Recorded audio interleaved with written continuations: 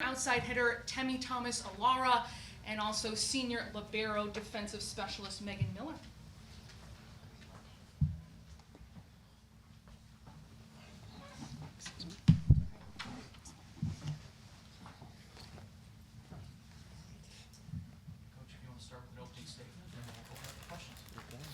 Good afternoon, everybody. It's great to be here. It's great to be a part of the inaugural Big Ten Media Day for volleyball. So we're obviously very excited to be here. And thank you, Sloan, for the introduction. And thank you to the media that are here today. And obviously the media across the country that's probably tuning in as well. And I just want to say another thank you to our Big Ten office for hosting us. Thank you to our athletic directors, our administration, and especially our senior women's administrators that have continued support throughout our conference. But to be able to throw this thing together, we're truly grateful for that. And based off of their support and obviously your coverage from a media standpoint allows us to do cool things like this. So I greatly appreciate all of that. I brought two outstanding student athletes with me today. First one is Megan Miller. She is our libero for the last couple of seasons, and she is entering her 5th year of eligibility, and she's been an outstanding staple for us.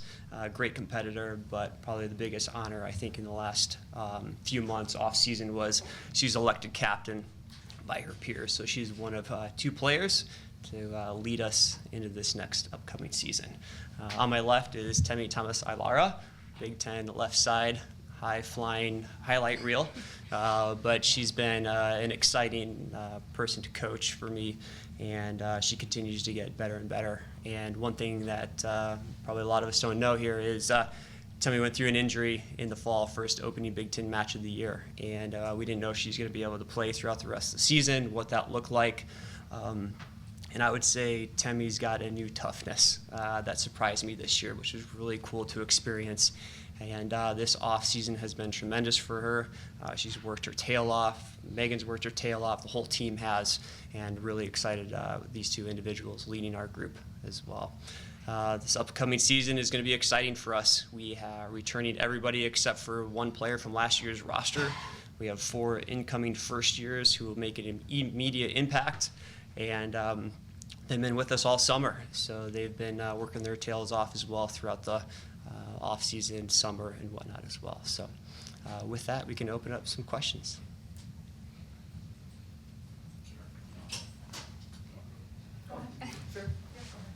Pete Furry, Big Ten Plus. Coach, there's been so much recent success at Northwestern, from the wrestling program to the field hockey team, lacrosse, softball, Women's College World Series. What can you take from those coaches and that experience to then bring to your squad this fall? Yeah, thanks for the question, Pete. Obviously, successful programs and having a great relationship with those coaches, being able to talk to them on a daily basis is really important. I know our student athletes hang out with their student athletes, have close relationships as well, so I know that the dialogue is always there. I think for me, it's the persistence and the daily grind that we all go through, but it's continuing to understand what your values are and principles and sticking to those things and trying not to get caught up in the big world of college athletics that is evolving and changing, but you also have to change on the same side in order to keep up. So I would just say just the persistence piece and just understanding what Northwestern is, the academic piece of it as well. There's total student-athlete experience, and just making sure that you're in tune with each one of your players as well. Lee, Lee Feinstock from volleyball.com. Nice hand. Thanks, Lee. Appreciate it. No tails left. It's been a long time. So, a question for you first. Your recruiting class is highly regarded, and by far the best one that you've had there. Also, preseason number 9, which somebody from the outside could be looking at and go, oh, just 9th, but that's a big step. Yeah. Right between those 2, could you comment on both of those? Yeah, thanks, Lee. Appreciate the tan comment. Yeah, as far as the recruiting piece, it's it's many years, right, of going through and building those relationships and continuing to get better every single year and telling our story. And Northwestern's been through a lot of changes in the last few years, ever since really I've been there, just in terms of facility-wise and support, and we have an athletic director changes, and so there's a lot of moving pieces to that. But our story has always been the same in terms of what we're trying to build as a program. So with those recruits, we obviously understood our needs, understood those recruits of what their wants are, and there'd be a perfect fit. But we take our time through that recruiting process as well. And we allowed them to make the decision on their own, and they chose Northwestern. We chose them, and it was a perfect marriage with those 4 individuals with our program. So we're excited. They've made an immediate impact in the gym already this summer with our strength and conditioning coach, as well as open gyms, and these 2 can talk a little bit about that. So that's been big, right? Well, I want to ask Temi, Yeah. you've been there for the building process, you're part of the building process, your thoughts about building. Yeah, I feel like in the past couple of years, we've definitely moved in the right direction. Every game we play against these other teams in the Big Ten, we're one step closer. We're taking sets. We're just learning from them, learning new things about ourselves that have helped us move forward. Yeah. Next question right here. So you identify yourself. Michael Bartholomew, Northwestern News Network.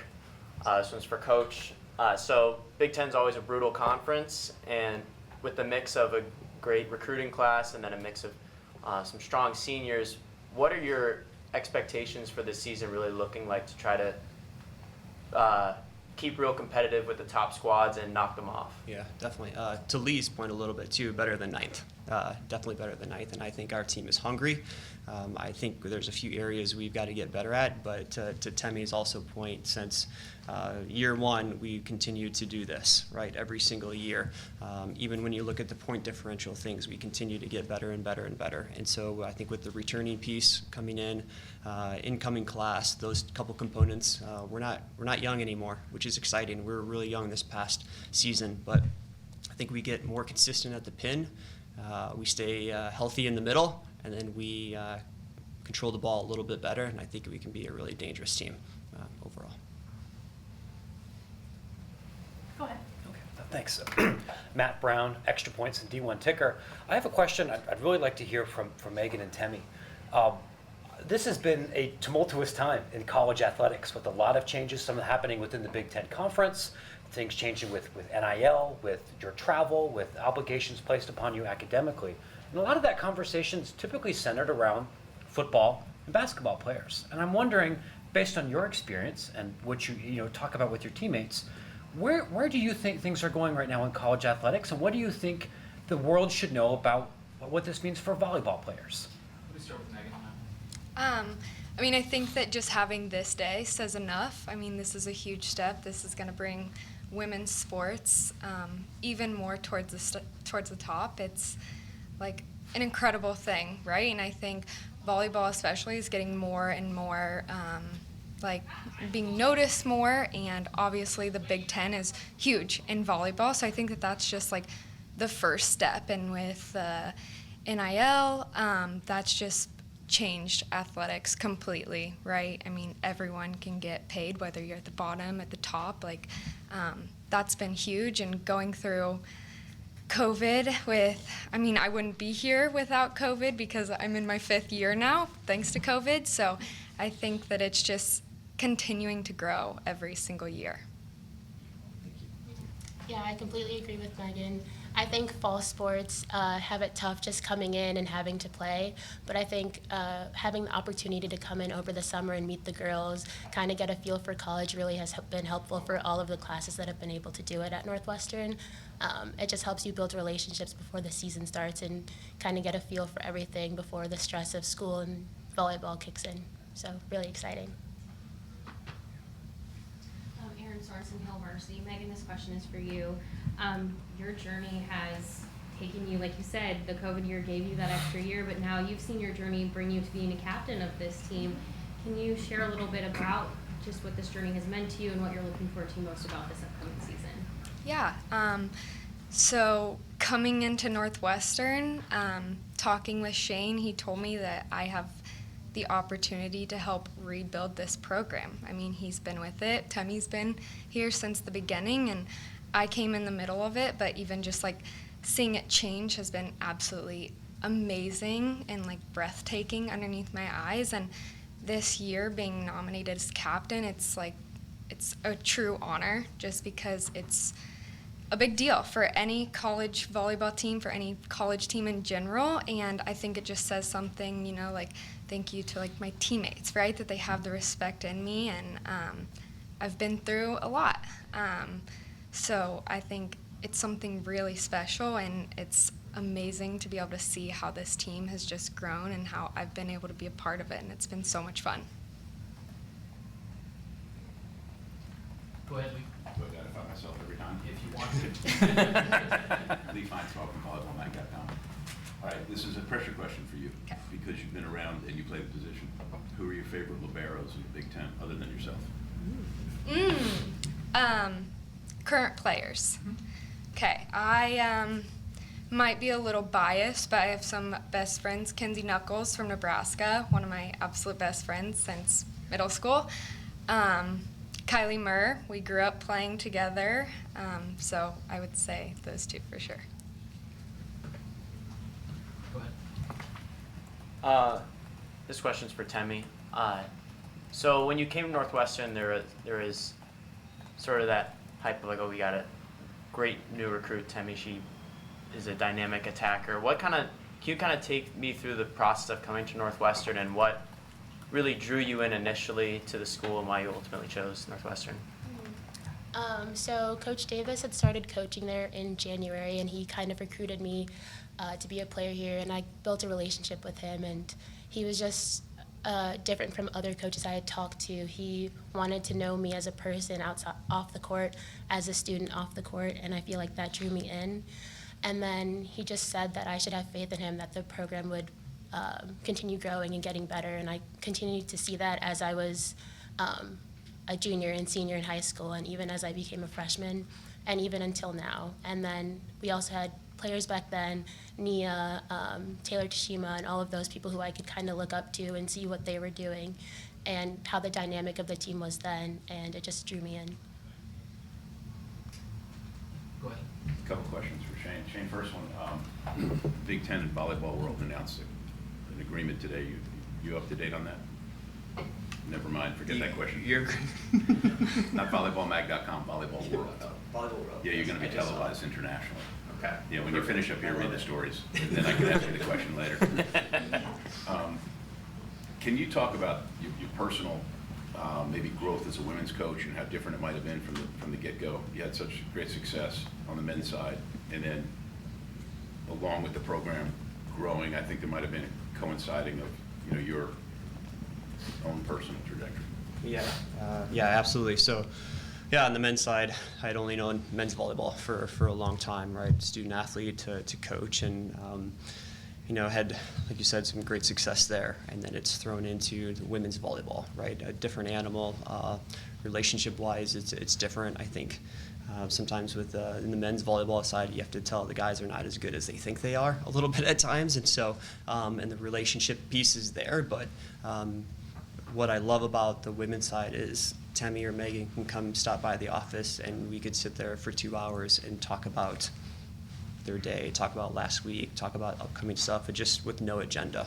That didn't happen on the men's side as much, and so I thought that was kind of a cool moment. Understanding the relationship piece is so important on the women's volleyball, right, on the women's side of things. And again, everything I say is just my experience at Northwestern, right, on the women's side. So I think that piece of it there. I think the volleyball in general is a lot of the same, right? We're doing the swing blocking, minus the men's side of the D-ball, back row attack. But other than that, we're doing a lot of the same stuff on the women's side as what we were doing the men's side, and the fast offenses, the Bic out of the back row, 6 rotation players.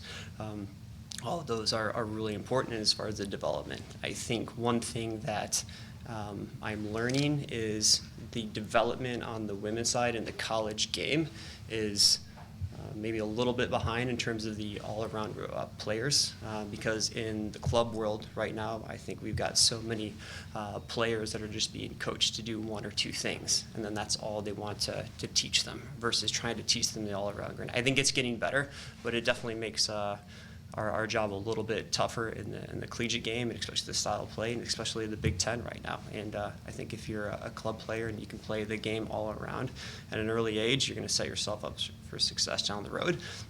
So ideally, on On the men's side, it's let's make our Olympic team great. How can we make our Olympic team great? And it was kind of a top-down approach.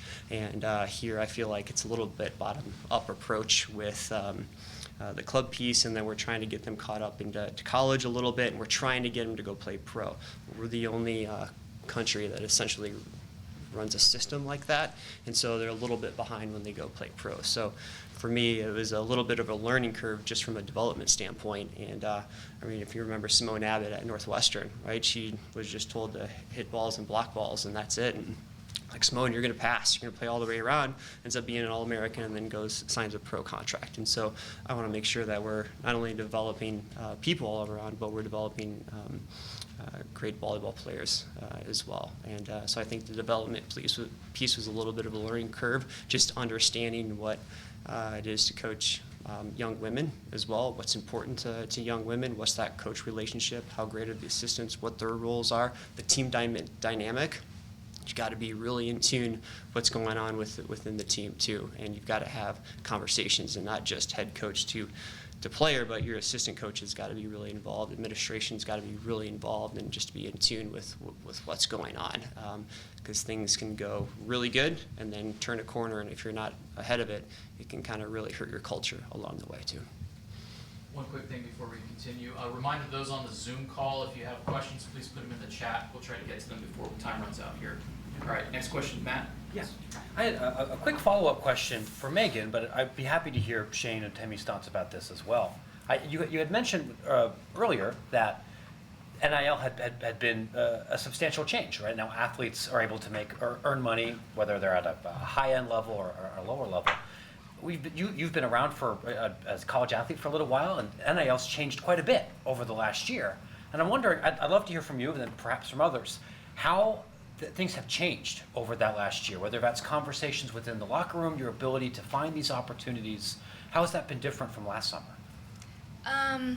Yeah, so we have, through Northwestern, they've helped us a ton, and just we can go straight to our admin and our In You for Life people, and they'll help us get those deals, right? They get our names out there.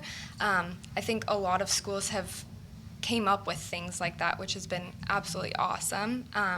And it's also changed because now bigger brands are able to do it. Like we just saw, I think it was Adidas did the first female, and that was groundbreaking, right? Like maybe we can hope to see Under Armour doing it soon.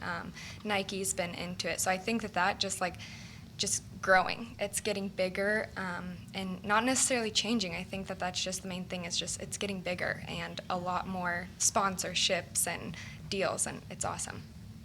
We have time for 2 more questions. This question is for Temi. And so you've kind of acknowledged before that you are sort of a quieter player on the court when you're playing. And I'm wondering if you can kind of go into how that played into playing through injury last year and still ending up being first team All Big Ten, just kind of keeping quiet on the court, doing your thing, and going out there. I really give it up to my team. Throughout that season, they were so supportive of me through the injury, asking if I needed anything on and off the court. And they were just really good people, really good teammates, really good friends during that time. And just having that type of support can push you to do things that you didn't think you could. And I'm really grateful to them. And the coaching staff as well, really supportive throughout the injury, asking what I needed, throughout practice, if I needed to take fewer jumps or not jump at all, stuff like that. Just really supportive throughout the injury and making sure I was okay, both physically, mentally, and emotionally.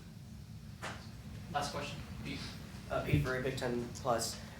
Coach, you've been extended, of course. Going to coach longer at Northwestern. I know a lot of your team and faculty are excited about that. With that being said, what's it like to have that support from the university to take not only these players but the program into the future? Yeah, it's been great. And one thing I feel like what's really unique at Northwestern, maybe not, I don't know, but I have an outstanding relationship with my administration, and so we're in tune with what's going on a daily basis.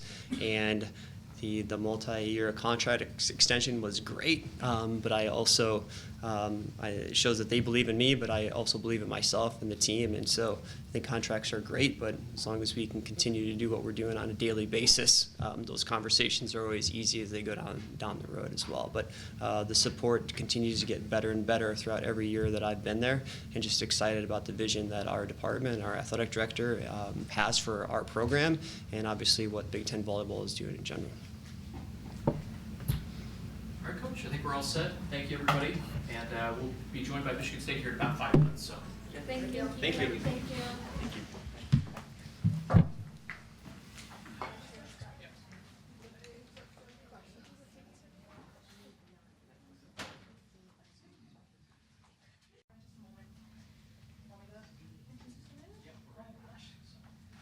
All right, session 2, we're still on time. Things are going great. Appreciate that very much. We are going to welcome in the Michigan State Spartans, including new head coach Leah Johnson. We'll have middle blocker Rebecca Poljan and libero defensive specialist Nalani Losia, a new transfer, new head coach for the Spartans, who are 11 and 18 last year, time for 11 in the Big Ten. Hi everyone. How we doing? Oh, hey guys. This is cool. Little girls trip. So, yeah. I can just jump in here. You can jump in. I got the mic. I get to say what I want. That's dangerous. Yeah, coach. No. Well, thank you guys for, first of all, to the Big Ten. What a phenomenal opportunity to be here, to be representing Michigan State at the most elite conference level in the country for volleyball.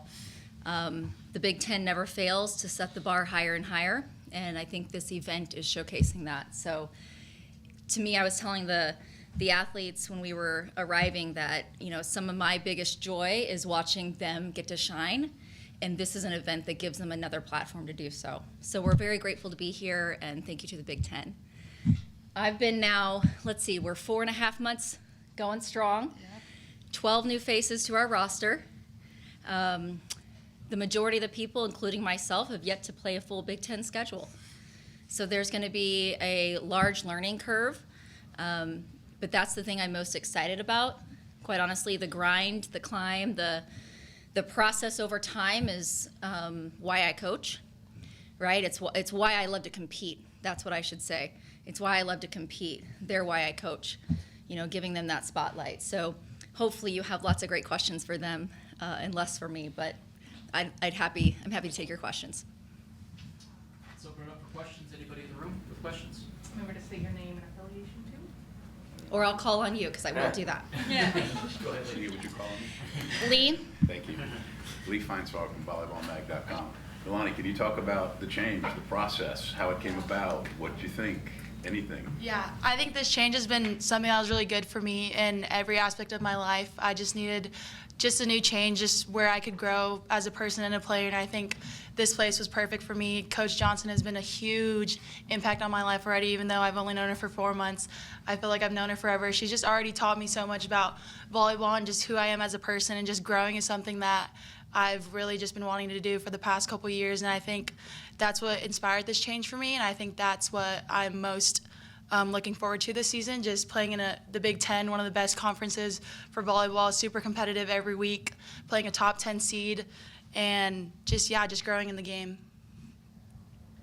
Yeah, that's it. Erin Sorensen, Hale Varsity. What are the challenges of so many new faces on one team and kind of, you know, building new rapport with one another, but also the exciting pieces of getting to do that as well? Yeah, I can take that one. Yeah, go for it. Yeah, being like the senior one who's kind of stuck around, it's been really cool to see everybody come in. Coach Johnson's done a great job of just not recruiting like great volleyball players, but also great people. And so yeah, there's going to be a learning curve when a bunch of new people, like I met Nalani for the first time like 2 months ago.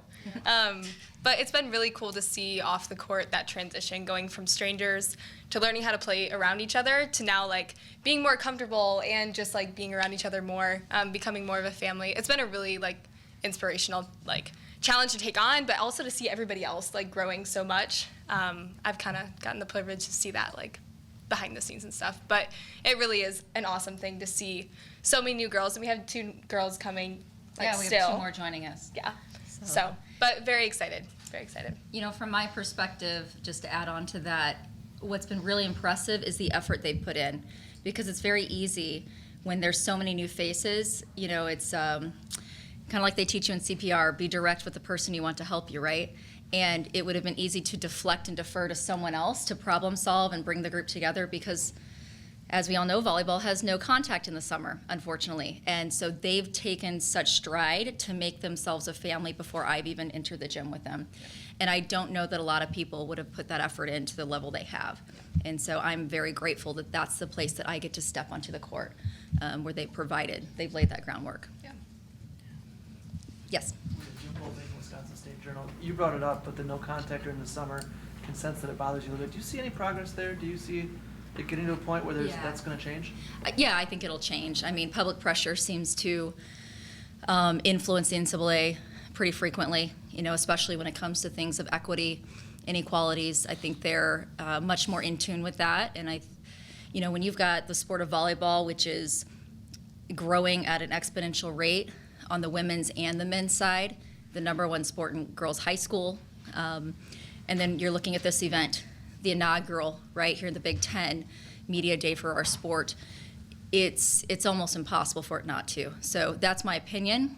Their decision will be maybe different, but I think they deserve. Now, I will tell you, I'm an advocate of letting our athletes have a lot of time of their own, because that's where they develop their voice, their leadership, the very story she just told. That doesn't happen when I dictate every step they have to take. And so I think there's a caution there as well. You know, I want to step out of the way more often and let them guide themselves, motivate themselves. And so that'll be a balance I'm looking for. But when you've got what I could have done with 8 weeks this summer, you know, just learning names, let's be honest, right? Learning positions, repositioning, introducing a system. So we're gonna have 2.5 weeks before we're expected to win our first game, to do all of that with all these new faces. And we're gonna freaking do it. Pete Ferry, Big Ten Plus. Coach, one thing that I've noticed I'm since sorry, could you say your name again? Sorry, Peter Ferrari. Yes, Peter, thank you. Big Ten Plus. I noticed you have a very unique presence so far since you've joined the team. You've had fun events. You've brought in a lot of international players, and something as well as I saw that you brought in Brittany Kimball to be a brand ambassador. Mm-hmm. Talk me through those unique changes Yeah. that you brought to the program. Well, I appreciate you using the word unique. I think that is something that is important to us. You know, I don't mean different, like others aren't better, but unique to who we are. We want to identify in our own spaces as Spartans. You know, I'm not often looking to replicate someone else, but I can certainly respect and appreciate great things other people are doing in other institutions. So Brittany has added, you know, she spent several years with the Big Ten, working, you know, on the ground at Michigan State. And in my opinion, with the NIL, with volleyball being, I think, becoming the most dominant women's sport, that's trending, right? And then the ability to reach so many people, why wouldn't I have an expert to do that for us in-house and to share the story? Because it's an intimate sport in a way that others aren't. You know, fans know the personal stories of our athletes, not just the win-loss. And how do I help them demonstrate that they are so much more than just the uniform they put on and the sport they play? And so that's the access I want to provide them as a coach. I'm a means to their bigger goals, right? My job is to find those spaces where I can help them flourish in so many ways, not just be successful on the court. That's in addition to. Go ahead. Thank you. Matt Brown with the D1 ticker. Hi, Matt. I would, Leah, I'd love your opinion on this, but before, I think I'd really love to hear what Rebecca and Nalani have to say. You know, we're talking about this idea of women's volleyball being a sport that's ascending in popularity and growing. I'm curious if any of you three were given the opportunity to make a unilateral change to how women's college volleyball works, based on, hey, my experience as an athlete, I think we should change X to do something better. What would you recommend?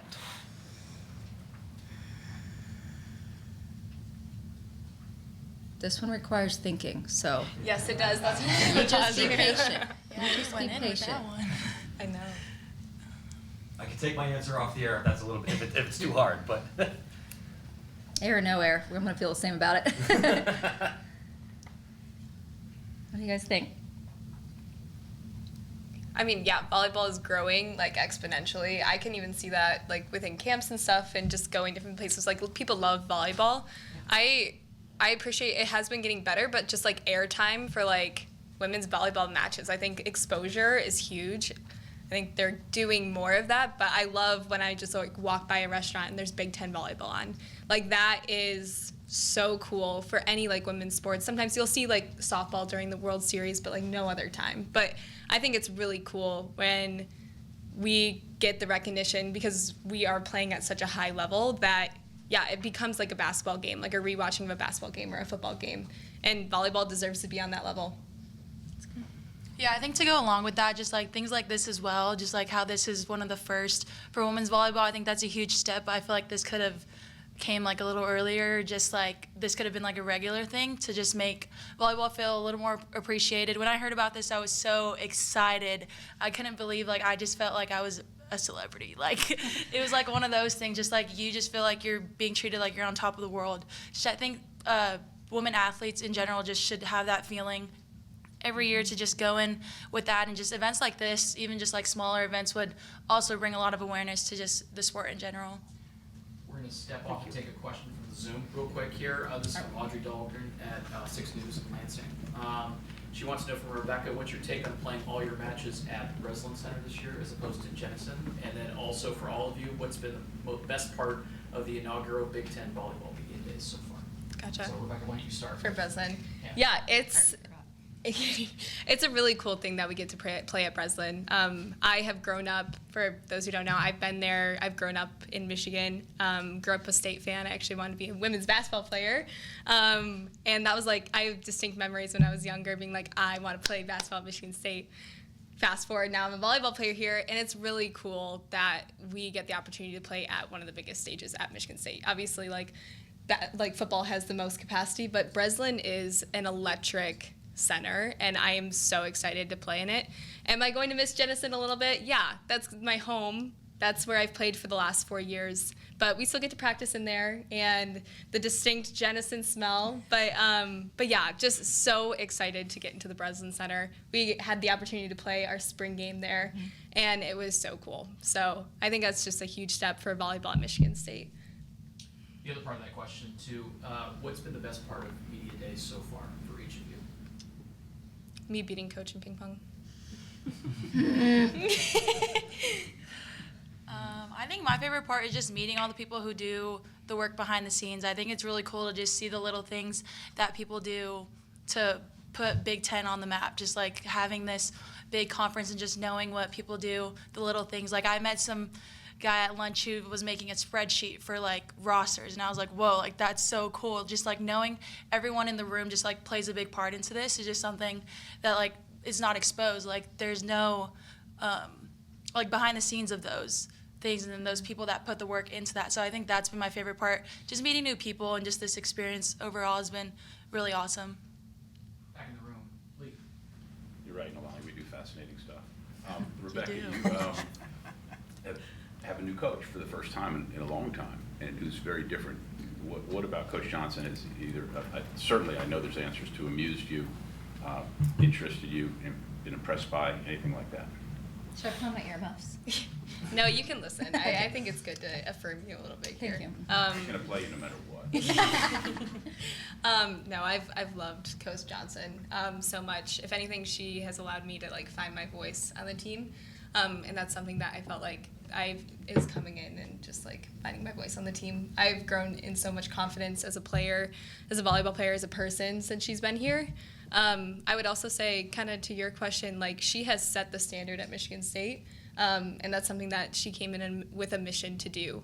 Whether it be like our nutrition, the way she coordinates efforts between strength training, nutrition, athletic training, like our load even, she looks at all of those things. So I would say she's probably one of the most intentional coaches, is the most intentional coach that I have been coached by the way that she communicates. She says like, language is everything, and I totally agree with that. And she has done all the research. She's listens to our strength coach and our nutritionist and stuff. So I have loved playing under you so far. It's only been 4 months, and it hasn't even been a season yet. So Yeah, I'm definitely very going to excited. disappoint her very soon, I'm sure. Okay, so you can ask her that in a month, how she feels. But thank you, I appreciate that. And You wanna follow up? I'm looking at players who are So willing to for you learn. For you personally, just as making the move, becoming a Michigan State coach, what's been different and or challenging, or any kind of perspective you can put on that? The challenge has been the speed at which I have to accomplish things, and that's probably the expectation I put on myself. You know, we had 7 athletes in the gym, and so I had to build an entire Big Ten roster around those 7 to be able to compete this year. And I don't think anyone in this room thinks you can build a Big Ten roster in 10 weeks, right? So those who are winning national championships out of the Big Ten may have new players in and out, but they have a core of returners. And so that's something that I think has been most challenging. The flip side is I've really found kind of a fearlessness in this process, because this is it, right? This is the biggest stage that we can get on, that highest accomplishment outside within collegiate athletics. And so at this point, why would I hold anything back? Why would I worry what I ask for? Why would I worry how I coach? Like, it's me. And I think that's been really rewarding, versus throughout your career, you're like, well, I want to be perfect, or I want to be this, or I need to emulate this person because that's what they do at name your Big Ten school. And now I get to just be me, because through that process I found myself, and I'm still learning every day. They challenge me every day. I mean, I say all the time, I'm going to push you and I need you to push back. Like, I have to get better too. You're not the only one getting challenged in this room. And so I think that's been kind of the dual side of it. I get to go for it, and boy, is there a lot to do. And so I'm trying to figure that out too. Yes, Erin. This is a question for you, Coach. We've been asking a lot about just the growth of volleyball, but women's sports. But as a women's coach, we're trying to grow women stepping into coaching, even at the high school level, but into the college ranks and growing the sport. How do we keep encouraging women to get involved and keep pursuing coaching opportunities, especially head coaching opportunities, not only to coach women, but to also coach potentially 100%. Boys, young men? Yes. I mean, I'm a big believer that there should be a diverse staff on every sports team. Notice I didn't add a gender to that. There should be women coaching men, men coaching women, young, old, different genders, identities, it doesn't matter. I think that makes everyone in the room better. I'm going to refer to what Nalani talked about, being here and seeing the behind the scenes of a production of this magnitude for a women's sport. Like, she's in awe by that. It's 2022. Should she be in awe by that? Right? So that's what we have to do. We have to continue to sit in these spaces and talk about these things and ask these questions and spend the time shining a spotlight, even if it's not your greatest interest, because it very well could be. You just haven't given yourself a chance to know that, right? I didn't know I loved volleyball until I tried out in 7th grade. I didn't know I was a hockey fan until I started following the Blues when I lived in St. Louis. I didn't know, I want to play pickleball one day because I don't move as fast anymore, and that seems like it would work for me, right? You don't know. So if we don't know and we want to continue to provide women opportunities, like coaching in particular, they have to see the many routes that are available to them to get there. And I respect the men in our league as coaches. Like, they all are equally deserving. But I also want women to have the avenues and the belief that that is where they belong. And so I'll keep talking about that as much as I can, and I'll encourage them to do that if it's their passion. Time for one more question. Anybody has a question here? Just one? We're rolling here. I know. A very strict schedule we have to stick to, unfortunately. Any more questions? Oh, no one else is going to ask. Oh, okay. No, please, by all means. We've got By all time means. for 2. Lincoln Area Harwell, Coach, we talked about getting the team together in a very short span. How exciting was it to share your new family, your expanding family, with your brand new volleyball family? What was that moment like for team bonding? So I'm pretty informal as a coach. You're probably picking up on that. And so I wanted to be able to tell them, I don't have family here. It's me, my husband, my 2 kids, my 2 dogs, my 2 gerbils, just 1 fish, I know. And that's it. That's who we get to celebrate our news with. And so everything else is remote or virtual. And so being able to tell the team that we're expecting a new child in January and to surprise them, especially because they don't know me, I honestly was nervous how they would respond. Because I know they're generous people and they're excited for others and they care about other people, but was it going to freak them out? Were they going to have all those concerns that everybody else probably had when they heard, like, for some reason your brain doesn't work because you're pregnant? Like, okay, no, right? We can still do our jobs. And granted, I do forget things more, but I think there's part of that. And so demonstrating to them that I'm doing this. I don't know if there's ever been a woman actually have a child while in the Big Ten. I'd be curious. Can we get a fact check? I don't want to spread false news here, but I loved being able to tell them. It brought me a ton of joy, and their reaction, that is a core memory for me now. It just totally changed the way I felt about my decision because they embraced us and my family, and we even did a gender reveal later that night with them, and their faces, I don't know, how did you guys feel? Besides I'm a teen girl. And this. We're having a girl. Yeah. I appreciate your question. Yeah, I know. It's the teams now. Yes, it's the Spartan baby. Like, it's little, we call it Noodle. It's Sparty Noodle, and eventually Noodle will have a name. On that note, congratulations, Coach, and thank you for joining us today, and good luck the rest of the day here at UDS. Thank you. I appreciate you guys, and like Nani said, you're working your asses off to do something special here. We recognize that, and we appreciate that. So thank you for helping us shine, and we hope that we've done a nice job to help your efforts shine too, so thank you. Go Green! Go White!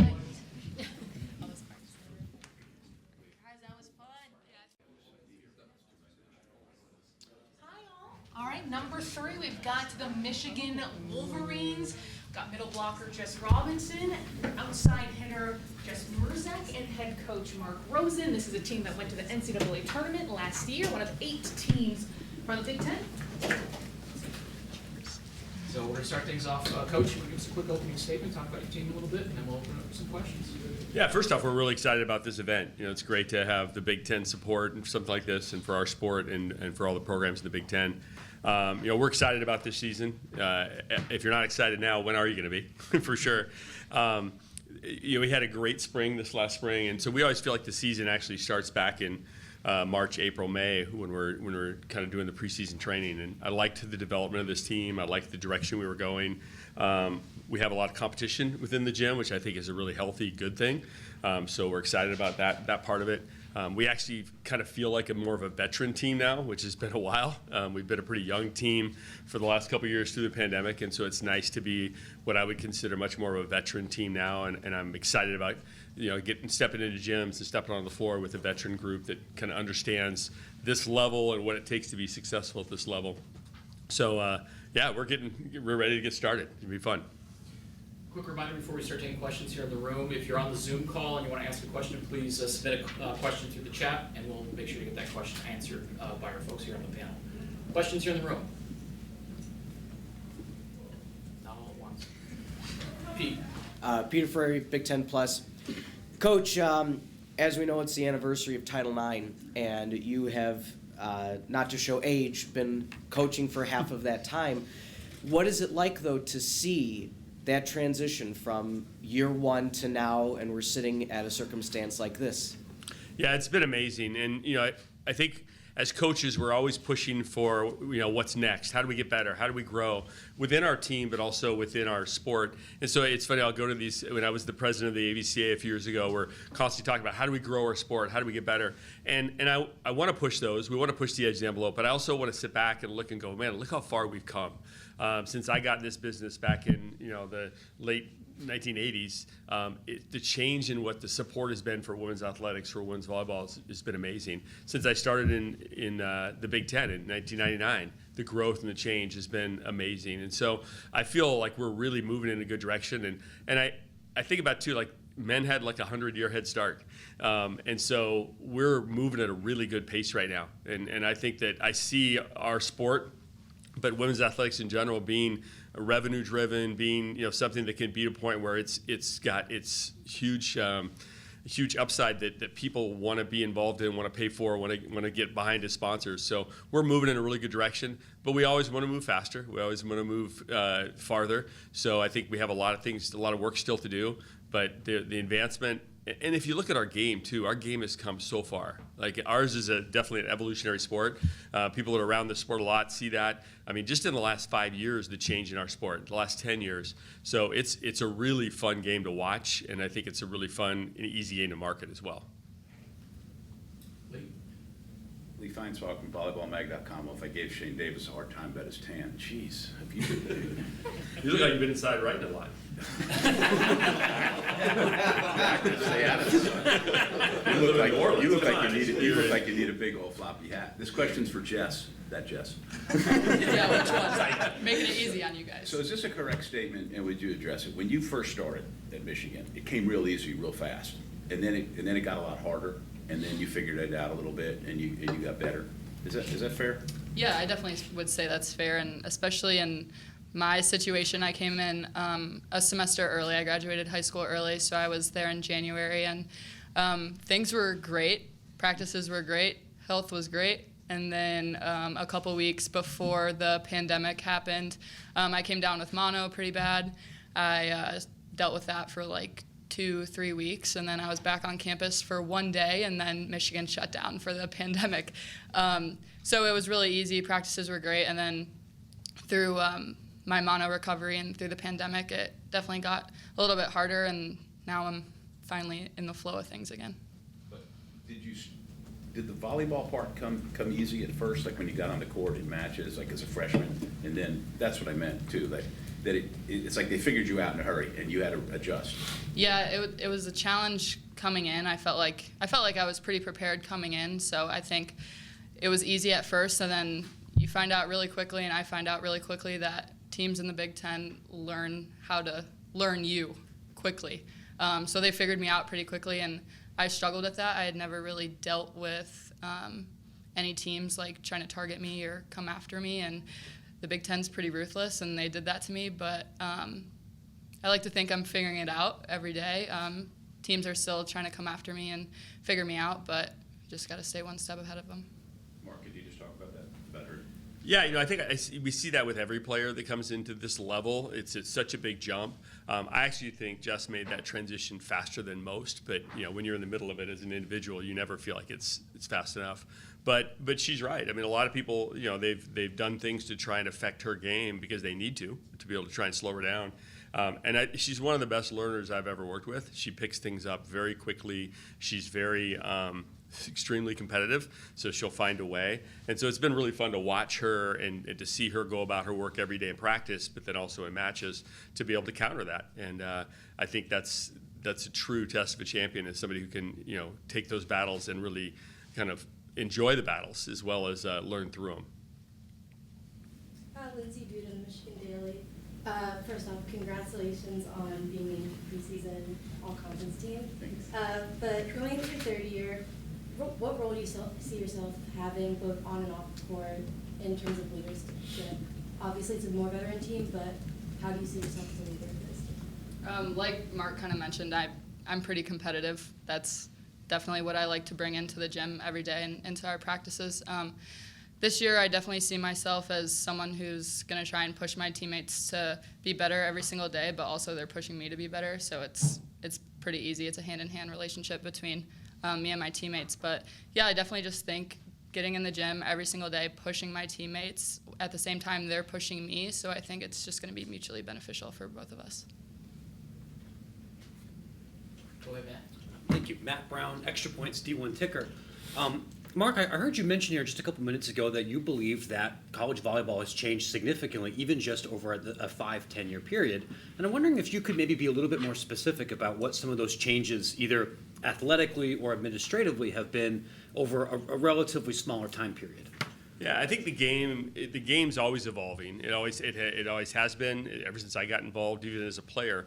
And I think as coaches, as student athletes, we need to be very aware of where it's going so you can kind of keep up with those trends. But I think if you think the last 5 years, Blocking's become much more of a factor. I think just the tactics and techniques that people are using in blocking is much more sophisticated and much more challenging. So all your offense has to be able to counter that and compete with that. The back row attack has been a huge growth in our sport. It was very much on the men's side. It's evolved much more on the women's side in the last 4 or 5, 6 years and changed the game dramatically. So those are two things. I can think of. Serving, I think, is changing very quickly, and serving has become so much more part of the game. And people think of serving in our sport as a way to start the rally, but it's so much more than that. It's being able to attack the team in a certain way that sets your defense up to allow you to be successful. And so as we prepare for teams, we really try and get a feel for what they're doing serving-wise. At the same time, we're trying to really set up our serving to really allow our defense to be successful. So all those things are just constantly evolving. I think if I look back at videotape from 5, 6, 7 years ago, I'm sure I would be like, wow, we were in a whole different place. But that's what makes it fun. That's what makes my job really exciting, is because every year we've got to be evolving and changing. I think it's what's great for the student athletes, because they can't be comfortable and get used to doing something, because as Jess said, people will prepare and take that away. So what are you going to do next? So I love where our game's at right now, and I think it's just continuing to get better and better. Thank you. Lincoln Area Omaha World Herald, Jess Robinson. You were one of 5 players that started all 30 matches last year. I mean, how much did that consistency help you all develop and kind of get that seniority that the coach was talking about, and kind of that return? I mean, you lose Paige, but the rest of that core is coming back. How much does that help you become one of those older teams? Yeah, I think that this year going in, I think it's really going to show. I think our spring season was really evident of how much seniority we have on the team now, given like seniors and sophomores and juniors as well. And we also have like really good freshmen coming in. But I think that like our core 4 that you were saying, I think we've really just settled in with each other. We've gotten really comfortable playing with each other.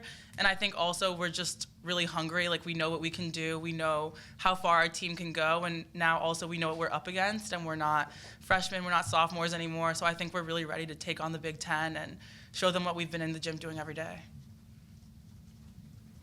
Another question. Mark, not to hold you to it, but what's a probable depth chart for you at the positions right now? I think to be honest with you, it's too early. I mean, we want to get in the gym and see. We know we have the starters from last year. They're going to be right in the mix of things for sure. But I think there's also new players in our gym, where there's transfers that have come in, freshmen, that we want to see what they're going to do. So I think before we start practice, I'd rather just like leave it open and let's see what we do in the gym.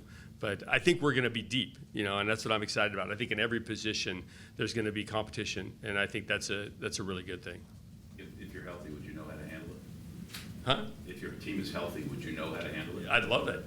And it's so weird. We talk a lot. We talk around the pandemic and all this stuff that's happened, but like this group honestly hasn't seen a normal year yet. And that's what I'm super excited about. Is last year, even though we went through the whole season with no issues, but going into it, it felt like we were tiptoeing into the season. It's like, okay, is everything going to be okay? And like Jess said, she described her freshman year, her first experience as that pre-freshman in the winter of her senior year of high school, really. And it just kept going with just craziness, things that we had to deal with. So I was thinking about it on the way here today, this is the first year for these guys to know, like, we're just going in, like, ready to play volleyball. All the other stuff's not really there. It's not bouncing around. You're not worried about this, worried about that, knock on wood. And it's nice. It's nice just to be focused on volleyball and being able to get after it. And I think this group's really ready. I thought spring was super normal. Like, it was just great to be able to go in and work on getting better every day. And then go into these spring competitions that are very different, because you can play good teams, but there's nothing on the line other than just learning and getting better. And to watch how our team competed in those situations, we played some really good teams this spring, and I thought they competed really well. So I just feel like we're going into a year that's for me, it's normal because I've been doing this for a long time. But for these guys, I'm excited for them to see what it's like to not have to worry about all the other stuff that we've had to deal with.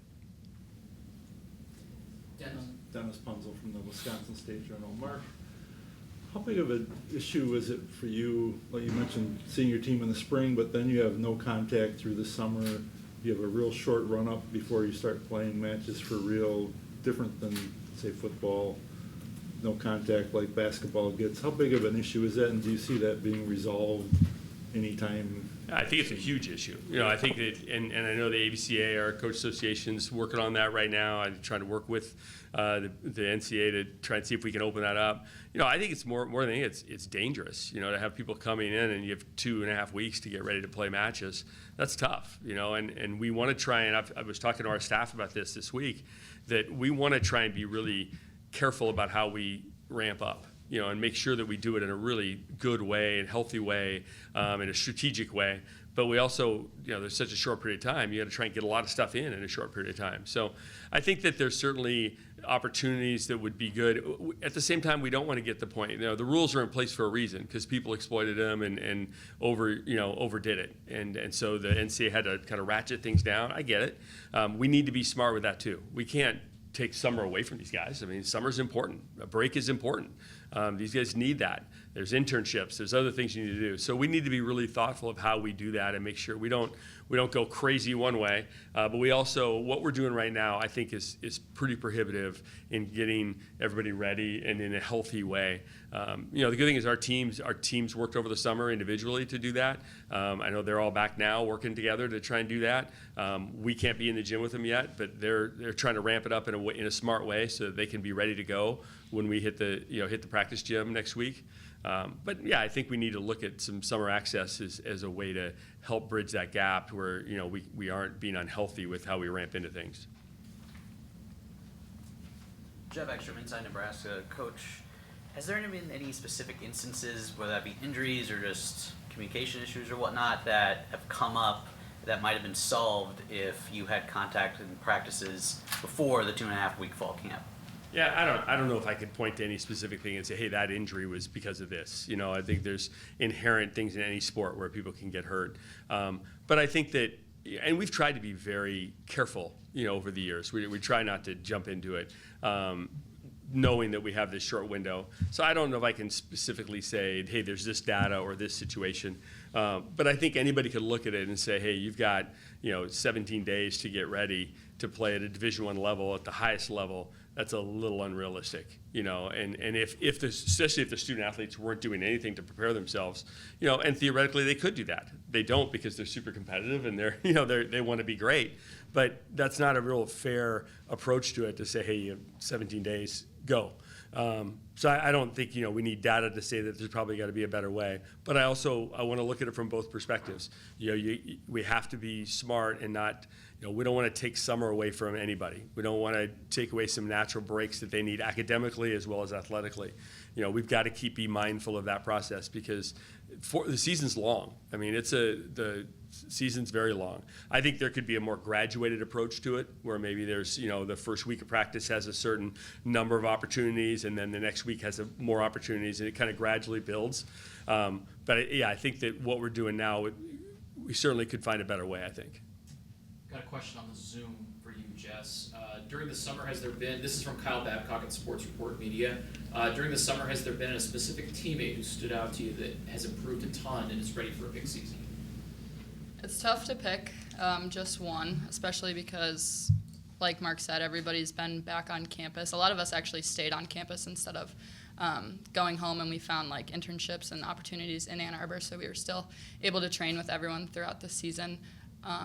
But I would definitely say the last year's freshmen have made a huge improvement. Just seeing them come in last summer, they came in early so they could train with us last year. Seeing them come in last summer to this summer and seeing them work through this summer with all of us and their class and then the incoming freshmen that we have this year has just been a huge leap forward for them. It's incredible to see how they've just matured over the course of 1 year. So I'm really excited for this year's sophomores. Got one. Well, let's take that one and then we'll take this one right here. Yeah, Bremen Kesey with Bucky's fifth quarter. This past season, obviously, you guys got to the NCAA tournament.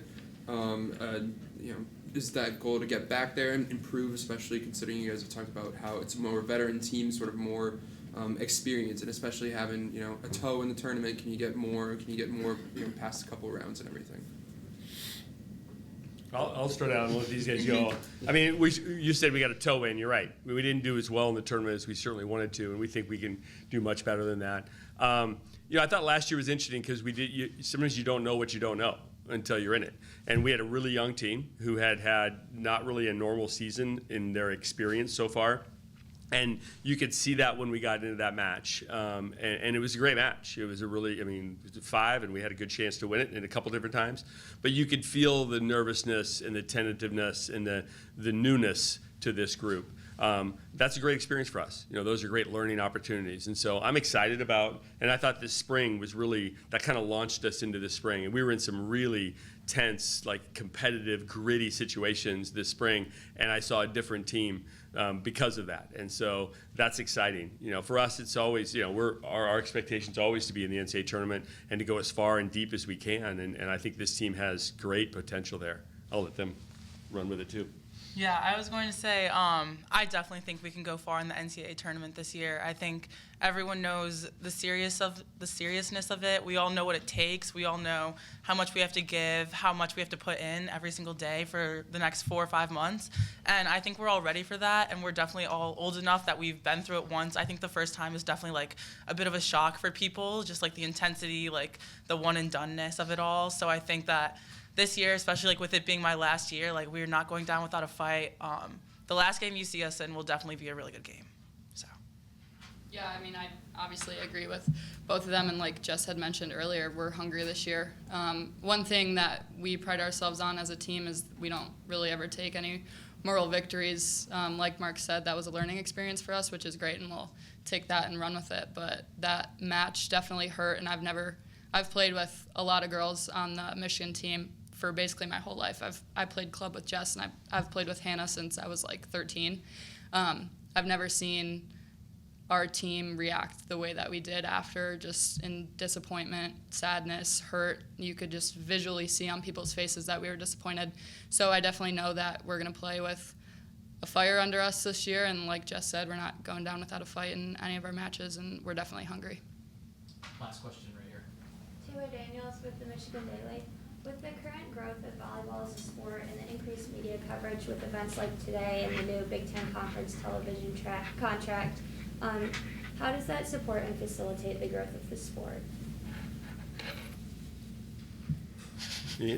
I just think that people are really seeing it more often. Like people on the street will be like, I saw you on TV, or like at the baseball game, like I saw like your game, and I feel like more people know about it than like the last decade or so. So I feel like it's just growing so fast. Like there are little girls all over the nation now playing volleyball who have like people that they look up to. So I feel like the sport is just growing so fast. Like if you see our camps, like we're like full to the brim. So I think that it's just really great for the sport. College teams are about to be really, really good because there's going to be so much competition coming up. Yeah, I agree with media. It keeps evolving, and I think there's always new ways to get like content out there, and I think especially with today, like this is a huge step in the volleyball world. We're definitely setting precedent for people to follow, but I just think the media has helped build like this little community within volleyball itself. These kids that come to camp, they take pictures with us, and then they like tag us on their Instagram, and then they follow us on Instagram. So it's cool to just have this like network and community with people from all over the world. Yeah, I think our sport's growing so fast right now, and I think it's a great thing. I mean, with 55 matches this year in the Big Ten Network or ESPN from our conference, that's going to be huge for us. And I have a lot of friends that are sports guys, sports people, and volleyball's not necessarily on their radar. And all of a sudden, over the last few years, it has been. They're like, hey, I was flipping through channels and I stopped on that, and it's a really good game. It was really exciting. The great thing with volleyball right now too is I think we're very much standing on our own. Like we're a sport that people are watching because it's fun to watch, because it's exciting drama, because it's great athleticism. They're seeing this and they're getting attracted to our sport. I think that's great. We don't have a pro league like the NFL that they're watching or whatever that then draws them to us in college. We're doing this on our own, and I think it's great to see the growth of it. Thank you, Coach. Players, thank you so much for joining us today. Thank you, everybody. We'll be joining this game again. I think that's... Hey, guys. Thank you. Nice to meet you. All right. After that beautiful flower placement, we are on to our next round. It is the Indiana Hoosiers head coach Steve Aird, along with Camryn, Haworth, their setter, and the defensive specialist Paula Cerame. This is a team that was tied for 11 in the Big Ten last year. overall 10 and 22. And Steve, you can open things up with an opening statement, and then we'll open up to questions. How we doing? Good. Good to see y'all. Hi, Lee. First and foremost, just wanted to say thank you to the conference for putting this on. I think it's been incredible so far during the day for us to spend some time here and get to know this building. I've been in and around the Big Ten for 20 years. I've never been to this facility. Pretty impressive, incredible people. I'm going to start with a story because I just think it's time for a story. This is the first time since 1991 that the Big Ten is starting a season without Russ Rose of Penn State, who's my mentor and second father. So we had a rule when we were on the road all the time, and I was lucky to be on staff there for a long time, that he had a no-tie rule. So when we got on the bus and the bus drivers were all formal, he'd say, hey man, there's no ties allowed. So for me, rocking the no tie was an homage to my mentor, and hopefully he's enjoying a cigar and some sun down in Florida, but we miss him desperately. Also wanted to say thank you to Indiana, the administration, Scott Dolson, Maddie White, Jeremy Gray, and the Women's Excellence Initiative. We were in Europe in May due to some incredible alums and people giving back so that we would have the opportunity to compete internationally and play against some unbelievable teams. So we've had a huge spring, fantastic development for the group, and certainly for the chance to get to travel internationally. Coming off of the pandemic, the fact that we were able to take the group international and play some unbelievable volleyball. We flew into Prague and out of Milan, and certainly had opportunities to bond. And then I think the girls have had a huge summer. Again, I'm sure Coach Cook and company will talk about our desire to have access to the players in the summer. We can't. It's a challenge coming in with 17 days, and we got to get ready to go. We're awfully jealous of football, men's and women's basketball that get time to spend together. And I know the players, we've talked about this, just the opportunity to spend time together in the summer would be awesome to be able to train. But nevertheless, excited to go into the season. I think in my first couple years at IU, we had a lot of really nice victories. We were kind of climbing. We had beaten Kentucky at Kentucky and picked off some, we'd swept Ohio State and beaten Michigan, and we were kind of climbing, and brought in a freshman group of 8 players that went straight into the pandemic. Certainly 2021, we were young. We had some issues trying to figure some stuff out, and we got to the other side of that, and now we're just excited, just super excited about the season. I think the group is really excited. I think the team is really excited, and very much getting ready to go as we start the preseason here in a few days. Reminder to those of you on the Zoom call that if you want to ask a question, please put it in the chat. We'll ask it during the course of the press conference. Start with Lee here in the room. Lee Feinswell from volleyballmag.com. It's for Paula and Camryn. Considering where the program is and all the things that Steve set me up nice with the softball, but can you talk about that international trip and what it did, and I assume much needed, did for your teams? I think it just allowed us to gel. We spent a lot of time together traveling on the bus, exploring cities. We got to branch out and hang out with different people that we wouldn't normally hang out with, and I think it brought us a lot closer. I think that as a teammate aspect, but also volleyball-wise, we had 2 weeks that a lot of programs do not have. We were able to train with the coaches, and I think that was a lot of eye-opening for a lot of us, and just we grew so much as a program and individually, getting to work for the individual skills that we don't really get to do that a lot during the summer. Were there any particular moments or any particular incidents on the trip that really stuck out for you in terms of the growth of the team, besides just the fun thing you thought of, not that? Well, the last day we got to go to Lake Como and kind of explore for the day, and then almost the whole team, we rented a boat and just got to hang out and enjoy the time there without having to worry about practices or games or anything that day. We just kind of got to enjoy our time there. Yeah, I think the overall experience was incredible. We spent so much time together as a team. We hung out with people that we don't usually hang out with, and just opened up our eyes to a lot of different cultures, and we got to explore all those things together, which was super cool. Yes. Dennis Punzel, Wisconsin State Journal. Steve, you've experienced this league from the top at Penn State. You've experienced now for a couple other programs, trying to work your way up that ladder. What have you learned from trying to build a program, and how can you put that to use as you've gone on over the years? Yeah, that's a great question. You know, I was lucky when I left Penn State after we won the title in 2013 to go to a Maryland program that was dead last in the ACC. And 4 years later, you know, we had beaten USC and beaten Purdue, and we were kind of right on the bubble of the tournament. And for me, the Indiana job was just an opportunity to go to a place and really sink some roots in and be there for a while. I've got a young family, 11, 9, and 6, and that spent a lot of time with the girls on the trip, which was a blast. You know, I thought we were on track, to be honest with you, and I felt really good about the ascent of the program. And not to use the pandemic as, you know, the pandemic had real life consequences. We've lost people, and, you know, Kendall Bierman, a former player of ours, lost her father in it. So, I mean, we take that seriously. But I brought in 8 freshmen into a year where we didn't get to see their faces for about 6 months.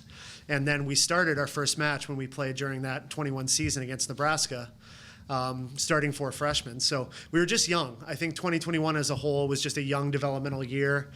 We have a lot of young players that we have a lot of faith in going forward that have really developed. And the best thing I can tell you is just that it's baking. It's not microwaving. You know, this is a program that over 50 years, they've had 1 All-American. They had an unbelievable year in 2010, but it's going to take time. And, you know, I think it's macro patience, micro hairs on fire, you know, if I had any. And the way we work, man, we just work hard every single day, and we try to keep things in perspective and try to get 1% better. And it's an impossibly difficult conference to do that in, but I'm wired for that challenge. And, you know, I could have stayed at Penn State a long time with Russ, and I wanted the challenge of Maryland, and then after building Maryland up to be ready to roll, I wanted another challenge. So I just think it's how I'm wired. It's in my DNA, and I'm excited about the challenge. Other questions here in the room? Coach, you mentioned the class of 8 that came in a couple of years ago too. This year you only have 2, and they're both international students. What are the challenges of bringing in a smaller class, but both international, who haven't experienced volleyball a lot in the United States? It's a great question, and it speaks to, I think, a good number of the players in the program now that have developed and are just ready to compete. Candela is an interesting prospect. She's the young lady out of Spain, and she was actually on the tour with us, so she got to play internationally, and she was kind of plug and play. She was ready to go, very international, a lot of experience, incredibly easy to be around, fun kid. And Melissa was a late addition, but she's almost 6'5" and left-handed, and was playing in Fenerbahce, which is one of the best clubs in the world. And, you know, we're excited to get them in the gym and to see what they can bring to the table. But they're definitely additions. I think we felt great about our lineup going into it. Candela was a bonus, and Melissa's another bonus. So we're young still. I mean, a lot of the core, whether it's Maddie Saris or Morgan Geddes or these 2 international players, we're still young, but experienced in a way that we haven't been in quite some time. This is the international thing I wanted to ask you about. So you have the most international players, even though Puerto Ricans are American, but still you count as international. Do I count because I'm Canadian? Does that work? Yes, Okay. absolutely. There we go. Absolutely.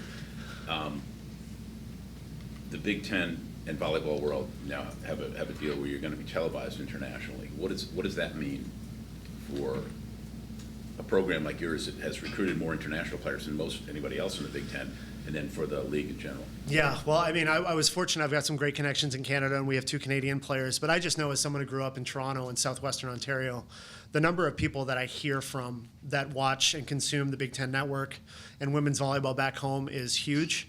It's been problematic internationally to see it. And so this is unbelievable news for everyone involved. We're really excited about that. And I just think it speaks to, an event like this and what we're doing speaks to how the game is growing. I think it'll matter a great deal. You know, I think this is another opportunity to talk about the men's game, you know, and we're adding UCLA and USC. I think there's a space for men's volleyball in the Big Ten in time, and I'm hugely excited as a former men's player and being a Penn State guy who was there when there was a men's and women's program. I just would love to see, you know, in time the conference take a good look at it, and certainly understand that it was really invaluable for me as a student athlete to be in that kind of culture where both programs were trying to win titles. So I think all of this stuff, Lee, is unbelievable. We're really excited and grateful, and and I think that Melissa's parents in Istanbul and Candela's parents in Madrid are going to be able to consume some unbelievable volleyball from the United States. Do you think it impacts recruiting, not only for you but league-wide? I think it has to. And I still think, I know there's some great pro leagues and some fantastic players, but we tell people all the time this is one of the best leagues for 18 to 22-year-old women in the world. And hopefully showcasing some of the international flavor will only help it grow.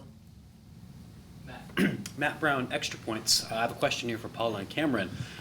We've seen NIL opportunities for women's volleyball athletes grow significantly over the past several months, and I was wondering if maybe you could tell us a little bit about how either individually or as a team, NIL has changed for you over the last several months, because clearly what that world looks like now is very different from where it was last summer. Start with Paula.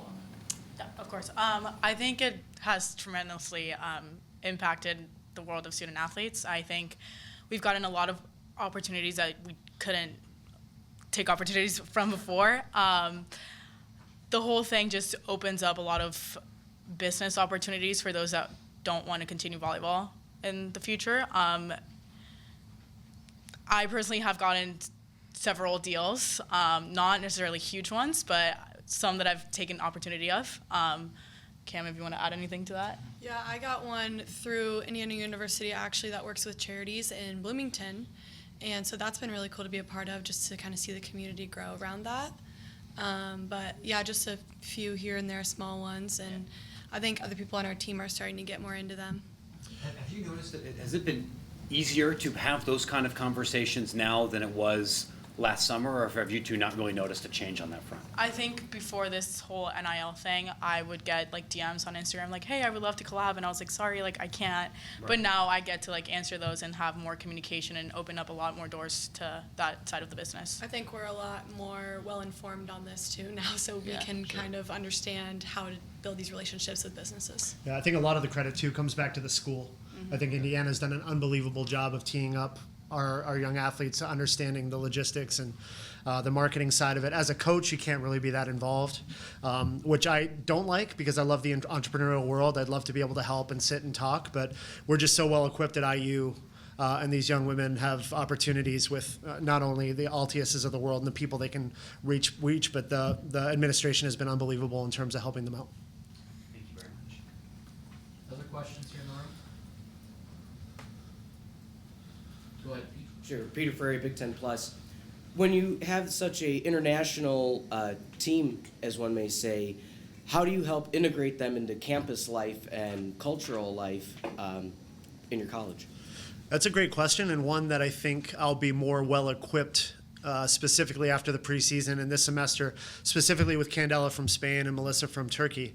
Paula was interesting, as Lee pointed out. She played for the Puerto Rican national team and was at Florida before she came to us. The Canadian kids, the culture difference, although unique, is not terribly different. And whether they go to school in Toronto or they go to school in Indiana, it's pretty similar. My personal adjustment from playing with the national team in Canada and then going to Penn State was, it's a lot of the, your influence in Southwestern Ontario is a lot of the American influence. It's the NFL, and you grow up in that kind of world. So, but I will say that the team, and I think you guys can agree, Candela, her language skills are good. They're both straight A students. I thought that Candela specifically fit in. You might speak to that. Candela, she came into the foreign trip with us, and she was super easy to connect with. We all got along super well with her. Obviously, sometimes there is a little bit of a language barrier, but I'm always there to help her. My first language is Spanish, so I'm super easy to connect with her too. So I think having those little connections here and there will help us as a team in general to be able to succeed on the court. Remind those folks who are on the Zoom, if you have a question, just put it in the chat. We'll ask it here in the press conference. Other questions here in the room? One other one, and I'd love to hear all three of your perspective on this. You alluded to it earlier, Steve. What do the three of you think about the Big Ten now suddenly getting much bigger, both in terms of the quality of play and what that means for travel and everything else that comes with this huge change? Why don't you guys start?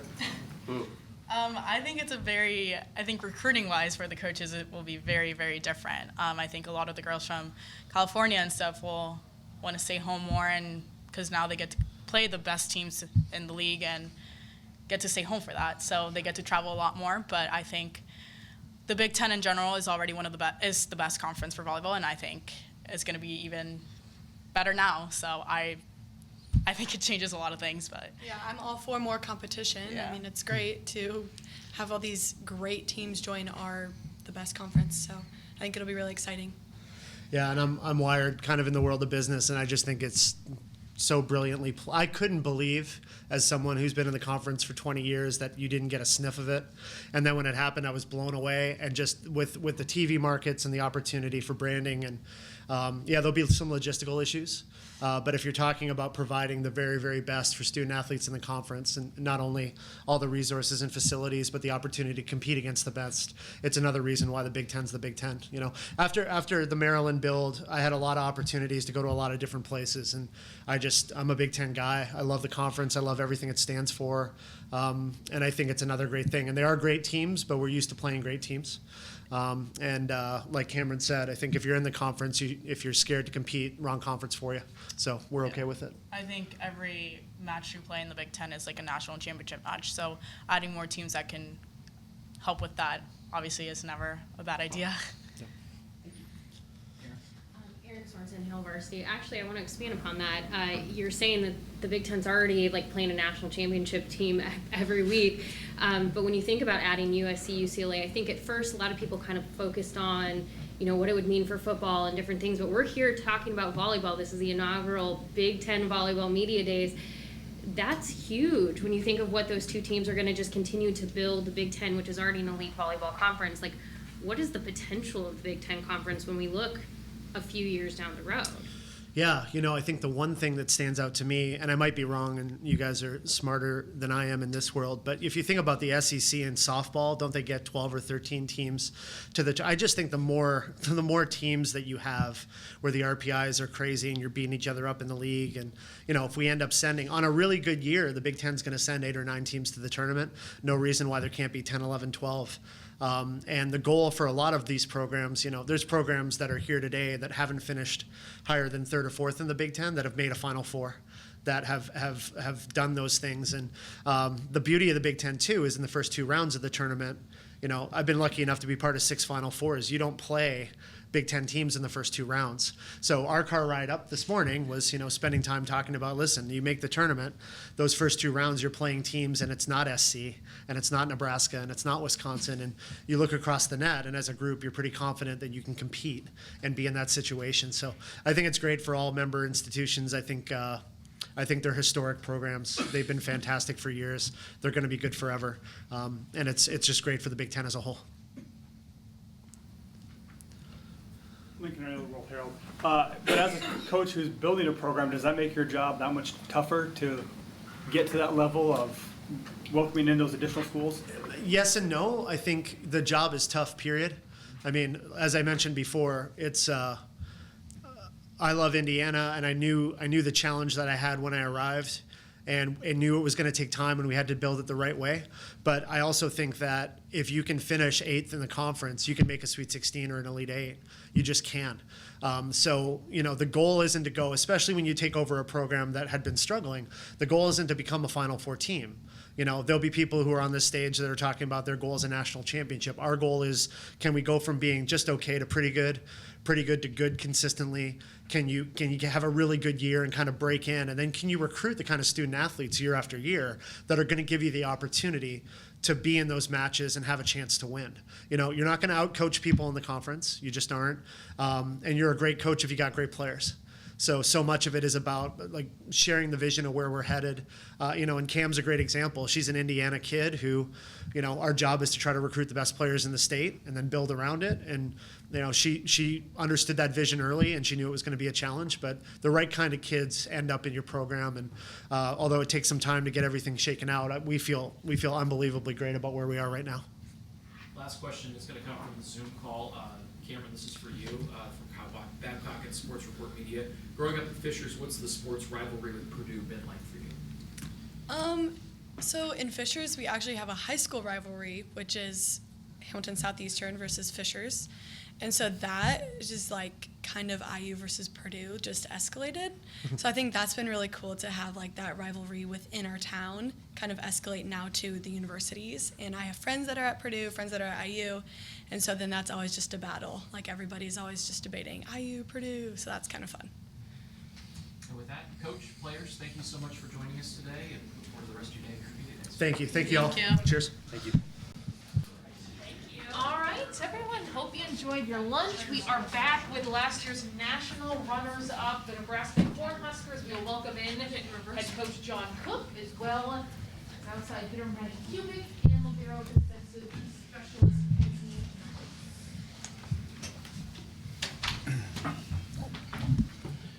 Coach, thanks for joining us. You want to start with an opening statement? Sure. Well, first of all, about a month ago, Grace called me from the Big Ten. She said, "What do you think about this idea?" And I just said, "Well, it's great. Can you pull it off?" And obviously, she pulled it off. So thank you to the Big Ten for doing this. This is an incredible experience for our student athletes. It's a great statement for our sport. One of my hopes and wishes from all this is now going to spread to other conferences and continue to validate the growth of volleyball in this country and how big it is, and the Big Ten is certainly leading the way and setting the example. So again, a big thank you to the Big Ten, and then I also want to thank the Nebraska media for coming all the way out here, and I know we're very well represented, and again, I think that's making also a major statement about the importance of volleyball in the state of Nebraska and what this means to everybody who follows us. Let's open it up for questions for folks here in the room. You raise your hand and identify yourself along with your outlet, please. Go ahead, Lincoln. John Lincoln Arneal, World Herald. Kayla entered the transfer portal last week. How does that impact what you're going to do into the season and what your plans are for a middle blocker position? Well, we still have, last I checked, we still have 3 middle blockers, so they'll compete just like they were going to compete before. And, you know, I think I should probably just kind of clarify how all this went, because this is a very unusual situation, and I've read some of the things that have been written, and everybody thinks they know what's going on. So I'll just elaborate a little bit on you know, what unfolded. So in November, I asked Kayla, "Do you want to come back for your super senior year?" And she said yes, and I want to get a second master's. So she finished the season, started in the spring, and our compliance people went through months and weeks of work to get her that 7th year. It was not a done deal. It was very complicated. They worked very hard to get that passed. They also hit us with a year penalty, because if she was going to play at Nebraska, that we could take this year or next year. So we continue to have discussions. I double-checked with Kayla, "You sure you want to do this? This is going to cost us a lot." And we were fully committed to 2 scholarships for her over 2 years for her to play her super senior year. And I only asked 2 things from her on that. One is to be a super senior, meaning to set an example, be a role model. And 2, you know, I asked her why she wanted to come back, and she said, "I want to help us win a national championship. We were so close." Well, then, so things continued to unfold. We'd made a couple of appeals. Some things changed, but by May it was all worked out, and the ball was in her court. And as far as I knew, she was coming back. I was waiting for her to do her announcement, which all these transfers do, because I think they, you know, it's like going through recruiting again. And we were waiting for that. It never happened. And then, you know, last week she said she was done. So that's about all I know. But it's made me think a lot about a lot of things. And I'll tell you, first of all, I learned about super seniors. There's only 2 reasons they should come back. 1, to finish unfinished business, and 2, to get a master's degree. And she already has a master's degree. And once I think she lost that motivation to get that second degree, you know, I think they lose their way on, you know, why they're at a university. And at that point, it's probably time to go play pro if you want to go play pro. The other thing that really has made me realize is what NIL has done to college sports and these athletes. And because now you see who's transferring and who's leaving, and I could go through several examples, and it's all about where can I get the next best deal. And this has infiltrated college sports, and it's a sad deal. And so it just takes me back to a scene in the movie about the 1980 U.S. hockey team when their coach asked him, like, "Are you playing for the team on the front name on the front of your jersey, or are you playing for the name on the back of your jersey?" And all I know is that Nebraska volleyball, I want kids, and we're going to recruit kids that are going to play for Nebraska. And that's what they're here for, and that's what they want. And if there's things that come along with that, with NIL and other opportunities, great. But that's the most important thing. And so I hope I've got a group of kids, and we start next Tuesday, that they're playing for that on the name on the front of their jersey. Did that answer your question? Yeah, follow up on that. She said, I think according to Kayla, made an Instagram post say that the coaches talked to her saying that she would not have a scholarship available for this fall. I just told you we were fully committed to her financial situation for 2 years. She had everything covered. And so I understand that when you said that you were under penalty, she would count double scholarship, or That is correct. So she would count for, she would have come back, she would count as true scholarship player. That is correct. Okay, thank you. So you would lose them, like in the future, you'd lose a scholarship? That is correct. For 4 years? Or for No. It would just be for 1 year, a 1 year penalty. Okay. Now, if you want to go into why that happened, that is we don't have enough time today, but that is an NCAA rule. They're basically hit us with that, and because she's a very unusual situation, and it really penalized her to get her master's was what happened. She should have never graduated with her master's in January, which was originally her plan when she came to Nebraska. That really messed things up. It would have been better to tell her, hey, don't grad. Well, we didn't know at the time, because all this, it goes through a process, and it happened in the spring. Other questions? Lee, go ahead. Talk about volleyball. Yeah. Lee Feinswalk from volleyballmag.com. Maddie, you guys are obviously so close. And Kenzie, same thing. Question for both of you, but just where you left that, like that night in December through now, and I would assume it would be particularly motivating. Yeah, absolutely. I think throughout a season, we work so hard to be able to play that late into December, and we talk about putting ourselves in a position to be successful at that time of the year. And as far as last year goes, it was very heartbreaking to get to that point and not to walk away winning a championship, but we have to look at this season as a completely fresh start and a new year and a new group. And I think we're really excited for the opportunity for this group and these people to work hard to hopefully put ourselves back into a place where we can win a national championship in Omaha. Yeah, absolutely. I agree 100%. It was really tough for us to lose in the national championship last year, and I think that we bounced back pretty well. We have a group of girls that work really hard and are really dedicated to the season and what we want to achieve. And so we put in the work this summer, and we're really excited for a season to start. Peter Ferry, Big Ten Plus. This is for Kenzie. Kenzie, you recently got the Tom Osborne Citizenship Team Award. Also, of course, been named captain and a team leader by your coach throughout your time here. You've also switched positions. What's it like being given so much responsibility on that front to show all now your remaining team members from last year, but all the new transfers and freshmen coming in? Yeah, absolutely. I think everybody's different, but for me, something that helps me a lot is focusing on other people rather than myself, especially in the game of volleyball, because you can, internalize a bunch of stuff, and being given the role to kind of be an emotional leader on the team and just really try to help others out and just lead the path to that direction. That helped me and helped my play a lot, and especially with the change in position, I absolutely loved it. I love being able to hit, so that's been really awesome. And yeah, overall, just getting the team where they need to be emotionally and making sure that we're on the right path to succeed. A reminder for those folks on Zoom, if you have a question, please put it in the chat. We'll ask it here during the press conference. Other questions here in the room? Lee?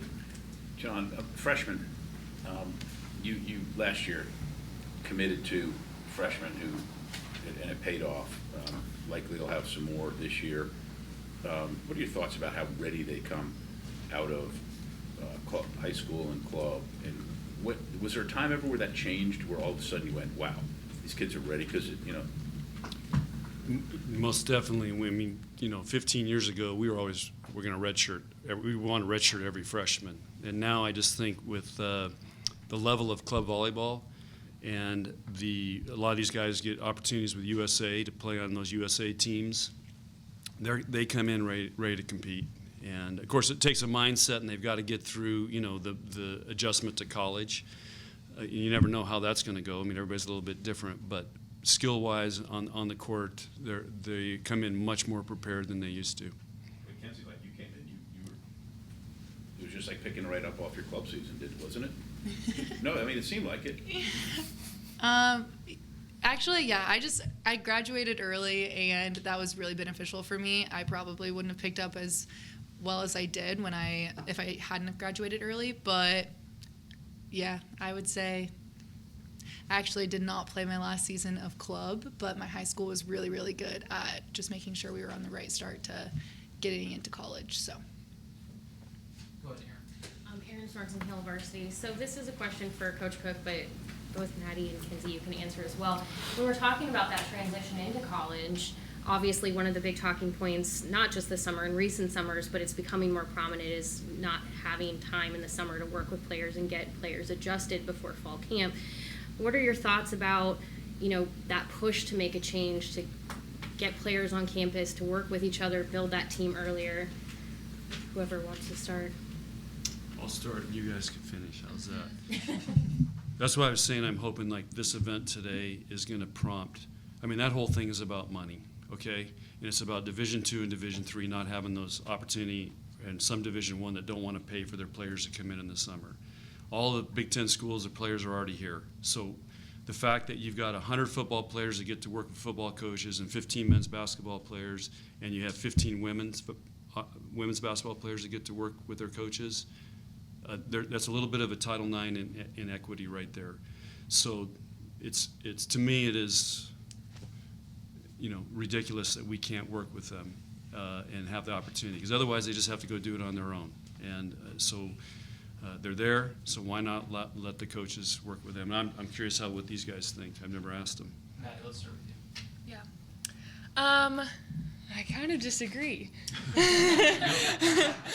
I see what you're saying about, obviously, with other sports having the opportunity to do that, why can't we? There's a valid point there. But I also think the summer presents such a unique opportunity for this team-led culture to exist.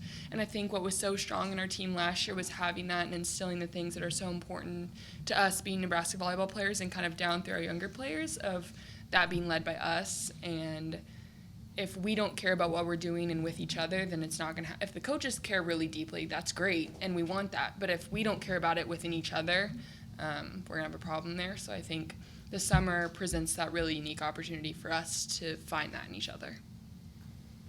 Go ahead, Kenzie. I agree with both of you guys. She's the peacemaker. Yeah, but I see with what you're saying. I think that it would be really nice to be able to work with coaches, and it's a little bit unfair, but I also see what you're saying, and I think it's nice for us because I feel like there's a lot of us that are really bought in and can teach the younger players, like, this is how we do things and stuff, but at the same time, that doesn't mean that's everywhere and at every college and every university, and so that's why I think that it's a little bit unfortunate, but. Thanks, Matt Brown, Extra Points and D1 Ticker. And I want to springboard off this conversation a little bit, particularly for Madi and Kenzie, because nationally, a lot of the conversation around this tumultuous time we have in college athletics, whether that's NIL or realignment or athlete activism, a lot of that is centered around the perspective of what that means for football and what that means for men's and women's basketball. And I see, you two are leaders on a premier program. Outside of this conversation about whether we should reform access to coaches over the summer, what are some things that you think are really important from your perspective as volleyball athletes and these changes that you would want a national audience to know or understand? Because we get we know what the football team thinks and we know what other athletes think. I'd love to know what you think. Go ahead, Kenzie, you start. Oh, thanks. Thank you. Big question, but I'm curious if anything jumps to mind. Why she's thinking, you're the D1 Ticker guy? Yes, sir. Where do you guys get all that information? I read that thing every day. Oh, I will be happy to relay that to my boss. It's amazing what you guys do. Okay, Kenzie, thank you. Time. Thank you. I was listening to you, so that didn't help. Oh. It's hard because at Nebraska we do get a lot of the things that I don't know what other universities get. You know what I mean? Like, Nebraska volleyball does get a lot. We get training table that feeds us exactly what we need to eat in order to fuel ourselves for practices and games. And we have an ice bath and contrast, and we have all of these things. We're given these things. Our sports psych is like out of this world, and so it's really hard. I don't know what other volleyball teams don't get, or they might have a different perspective, because we are treated really well at Nebraska and like given everything that we need. So that's really hard for me to answer. I appreciate you sharing that. Yeah. That's good to know. I would agree. I feel like it's hard to speak on behalf of other schools because we're very blessed and grateful to be, we get treated like queens, and coach says that. I mean, and kind of not to quote the Avengers, but with great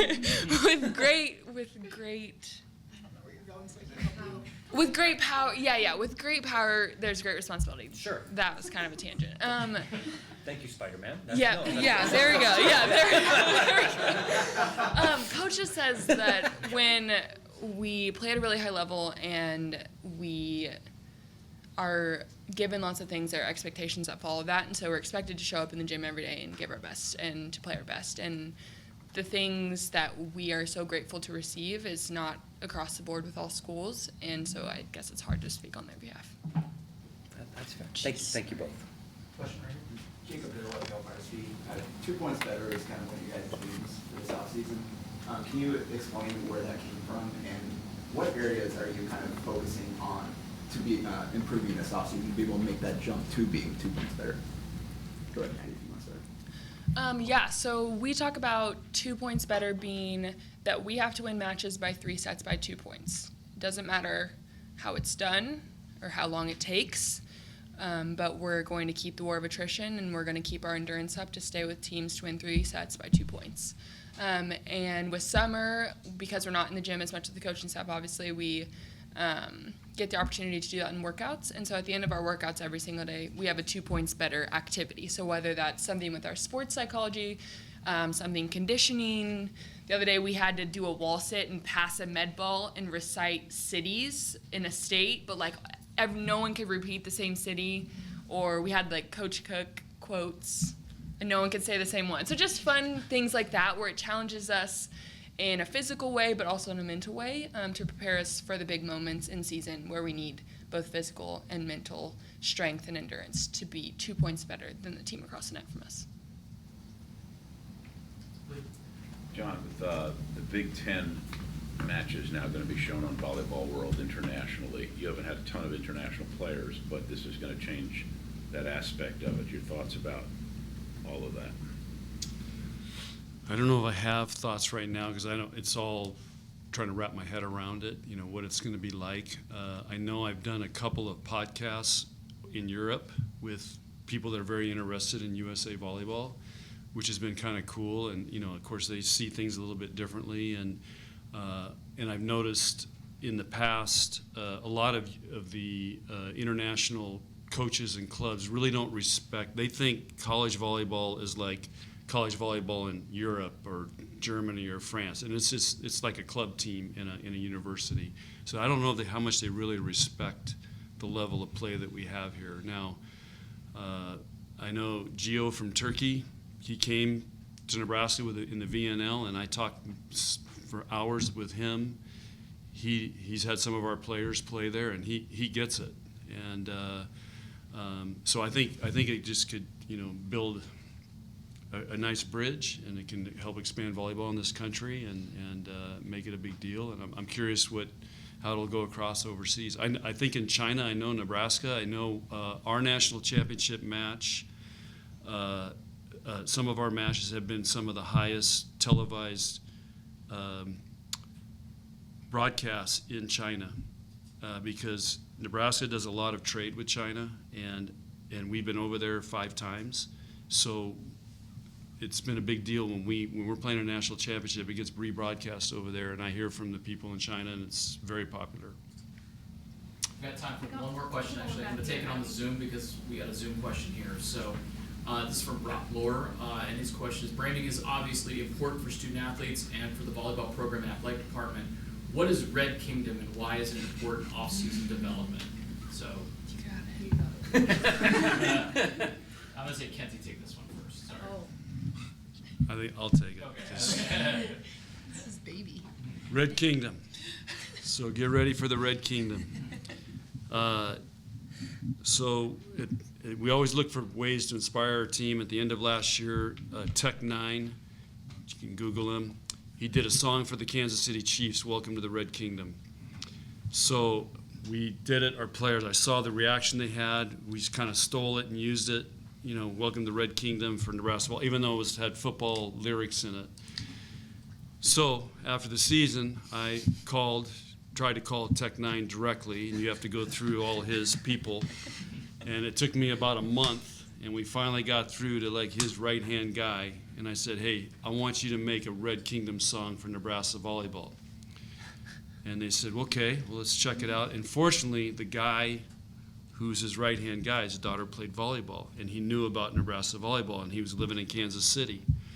And he was when we won the national championship in Kansas City in 2017, he was there. So that helped get us in the door. And then Tech 9 agreed to do it, but then I had to go back to Trev and our people in marketing at Nebraska, and they said, well, we don't want you just to have a song for volleyball.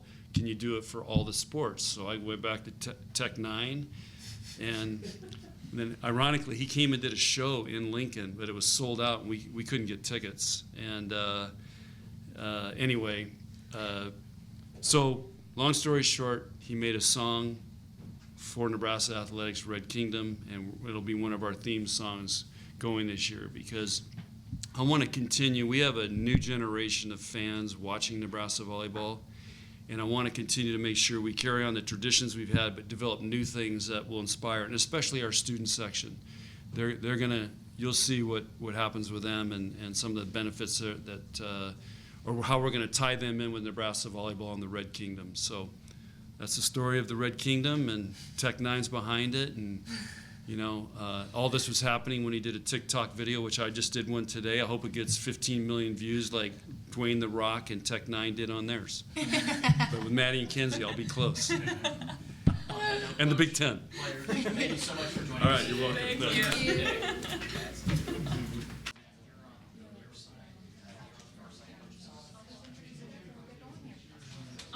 Let's welcome in the Ohio State Buckeyes, a last year Sweet 16 team. We have head coach Flynn Oldenburg, and then center back Podraza, and defensive specialist Kylie. All right.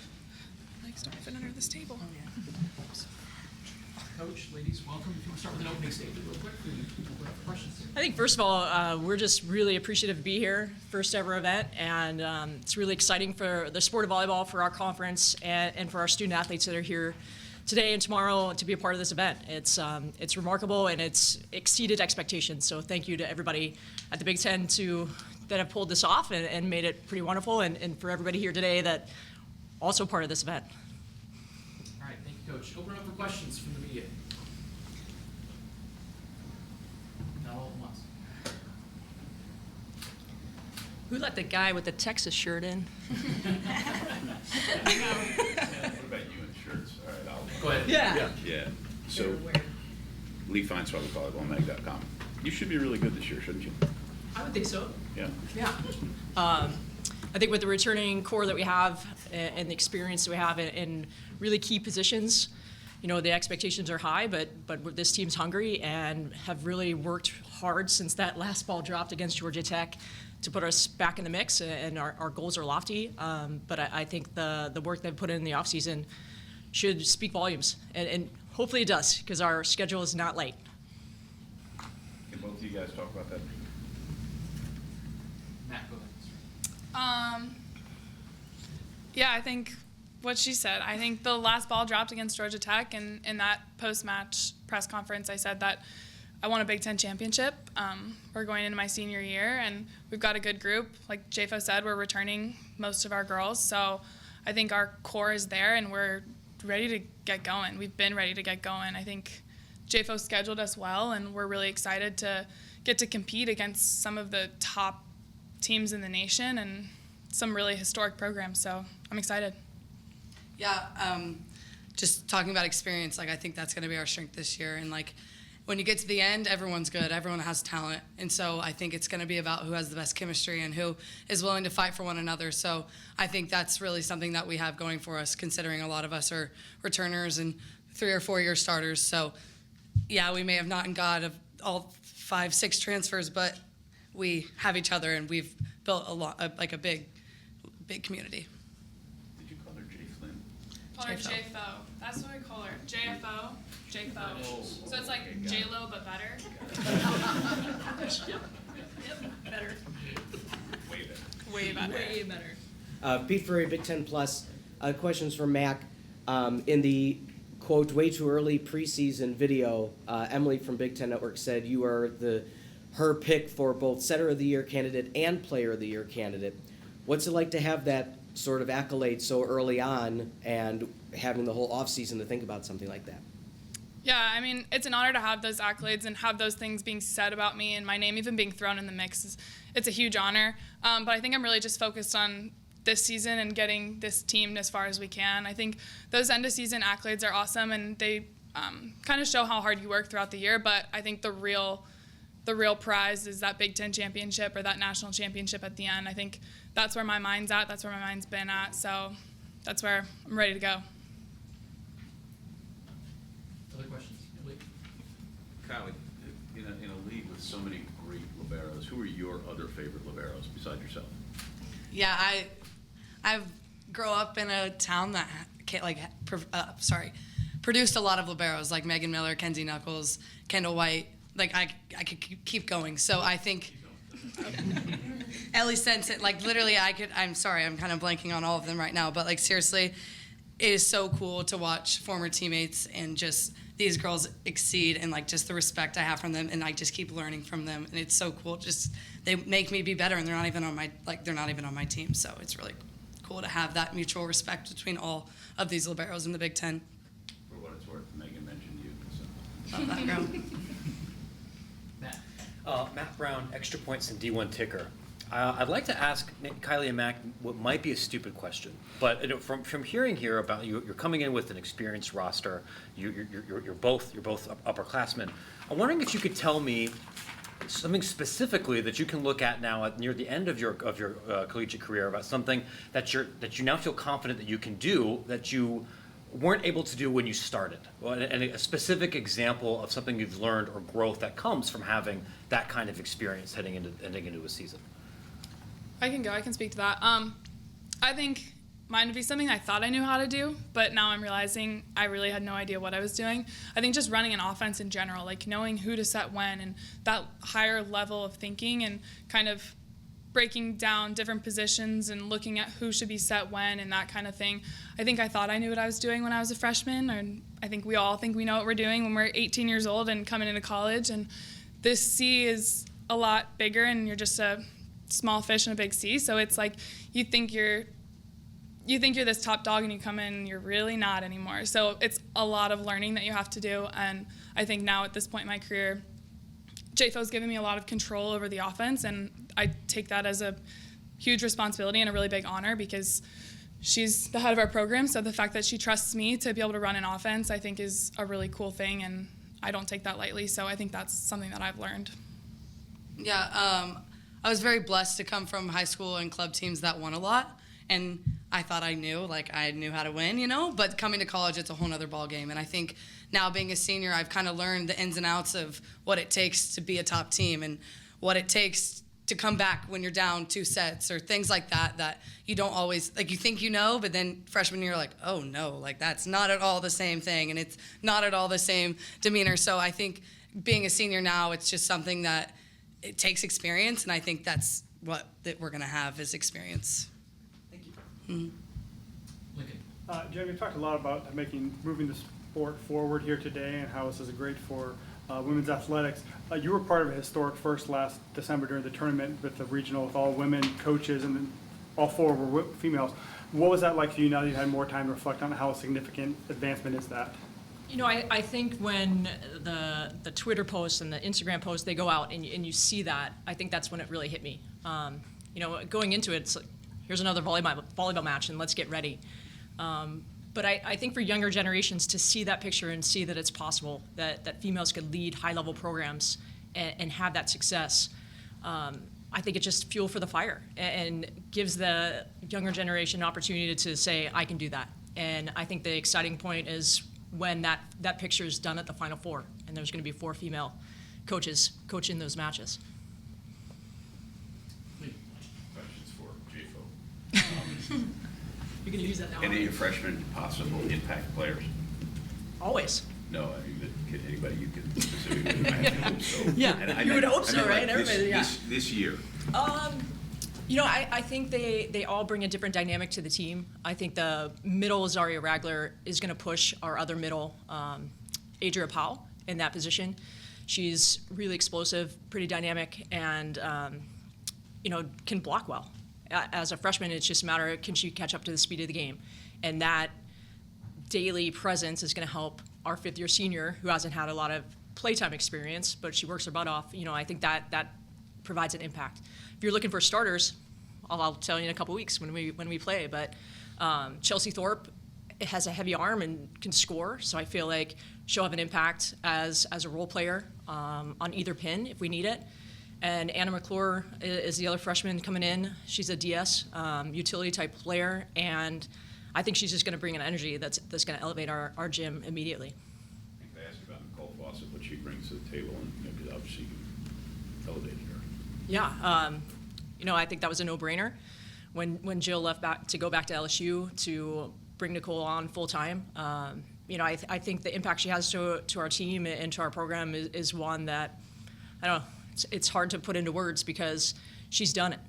She's played at the highest level. She's won 2 national championships. She's a 4-time All-American. But her ability to relate to the players and really just teach the game at a level that's very high but very simple, I think helps us every day in the gym. Other questions here in the room? Go ahead. Sure.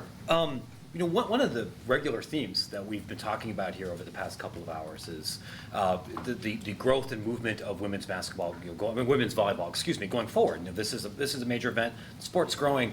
I'm curious, for any of the 3 of you, what would you want to advocate for if you were made czar of college women's volleyball and had the ability to push for a substantial change, whether that's recruiting calendars or broadcasting or the athlete experience?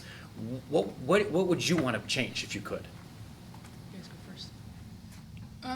I think we kind of saw it a little bit in the spring season.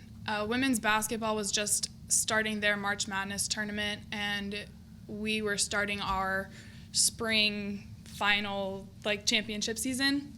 And there was a big push. What year was this? 2021? Is that when we played in the spring? Mm-hmm. I think so. There was a big push from the women's basketball side about how they wanted more recognition and more for their sport and all of that.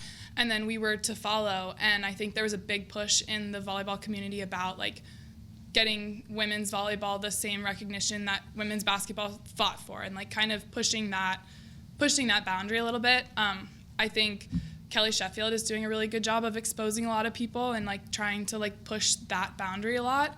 I think JFO's kind of talked with us a little bit about different ways that we can use our voice if we want to. I think back to that 2021 season, a lot of us were using our voice and trying to get all of those matches broadcasted from the start to the finish. I think that's my biggest. I would say I'm most passionate about that. I think volleyball is one of the most growing sports in the nation, and there's so many young girls playing. There are so many young girls playing. There's so many young girls that walk up to us on the streets and know who we are, and I'm like, come on guys, how do you know who I am? What even is this? It's crazy. But I think the more of that we can continue throwing out there, the more these young girls are going to have role models to look up to, and they're going to have those dreams and reach those dreams, and we're going to finally get that all-women national championship, 4 coaches, and have women in those power positions. Yeah, and going off that, remember I was doing a project for school, and it was a lot of like we said, volleyball is one of the most growing sports, but that's because we're starting to show these kids what volleyball is. And before that, actually looking at JC Shelton right now, that's so cool. But like, that's what the little girls see. So they're like, oh, let's play basketball. Let's play, those things. And so like they weren't playing volleyball because they weren't able to see it, or they didn't want to be a coach because they didn't see women coaches. And like, I think, or like now, like this is the first ever, and like this is the coolest opportunity. And like, little girls are going to want to keep playing volleyball because it's going to give them opportunities like this. And like, I think that's what was missing. And I think we're heading in that direction, but it's obviously still not perfect yet. But just like that experience and like just the growth of it all, and like just showing little girls that it is possible is what's super important and what I would want to do. Yeah, I kind of have one more thing to add on to that. I think like the idea of like for the rest of our lives, both of us want to kind of stay in sports, I think. And I think the people ask you, why do you want to stay in sports? And other than that's all I've known my whole life, and that's where my heart lies. I think I want to be able to give other people the opportunities that I've had. Like, I've had some of the best opportunities because of this sport, and I think more women and more girls should be able to have these opportunities. And I think we have a really unique opportunity being the first ones here at this event and being potentially the first woman to win a national championship. I think we have really unique opportunities to push these girls to provide the experience that we've had and just keep making it better and better. Lincoln Omaha Field. Jen, I think you have some matches scheduled against all 8 regional finalists from last year.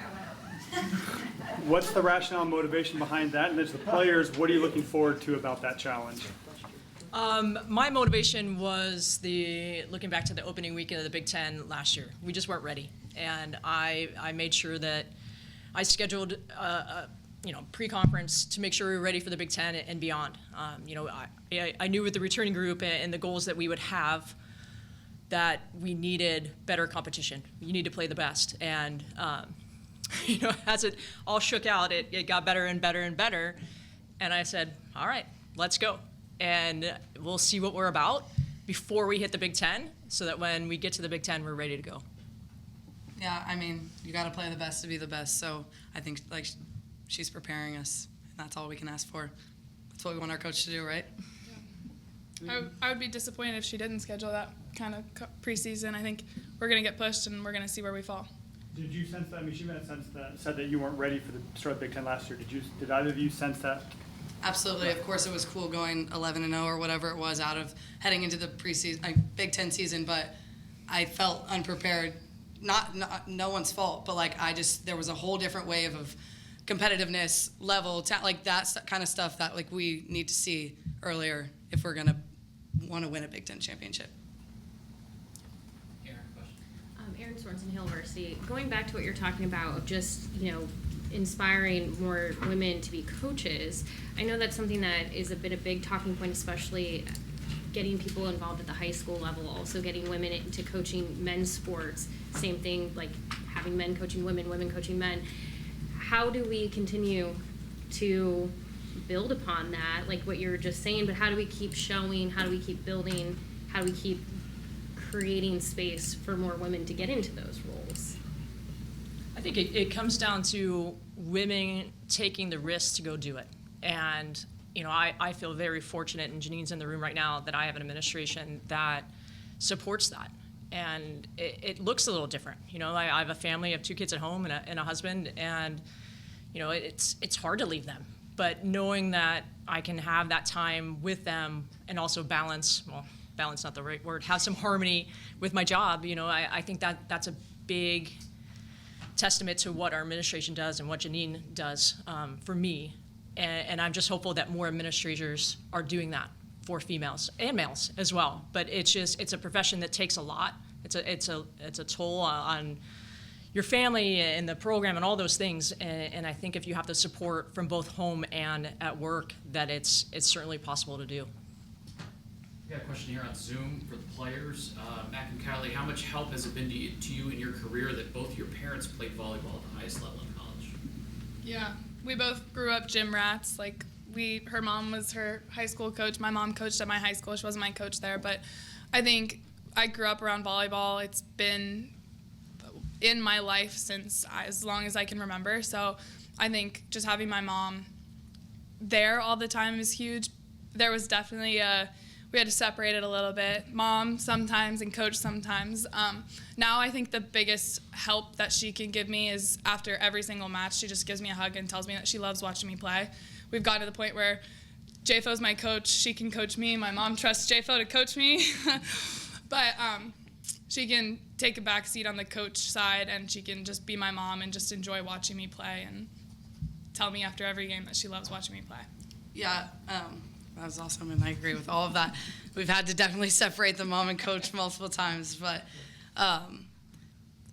growing up a gym rat, it like could either push you away from the sport or it could make you hungry for the sport. Like my mom didn't mean to force volleyball down my throat, but that just was the reality of the situation. That's what was my life. So like instead of me kind of getting sick of it, I just grew hungry to want to be those girls and want to be that player or be the best volleyball player I could. So I think it was a blessing in disguise, and I'm really, really thankful that I got to be a little gym rat. Got time for one more question if anybody here in the room has a question. All right, coach, players, thank you so much for joining us today. Enjoy the rest Thank of your you. day. Thank you so much. Thank you, everybody. Yeah, thanks, guys.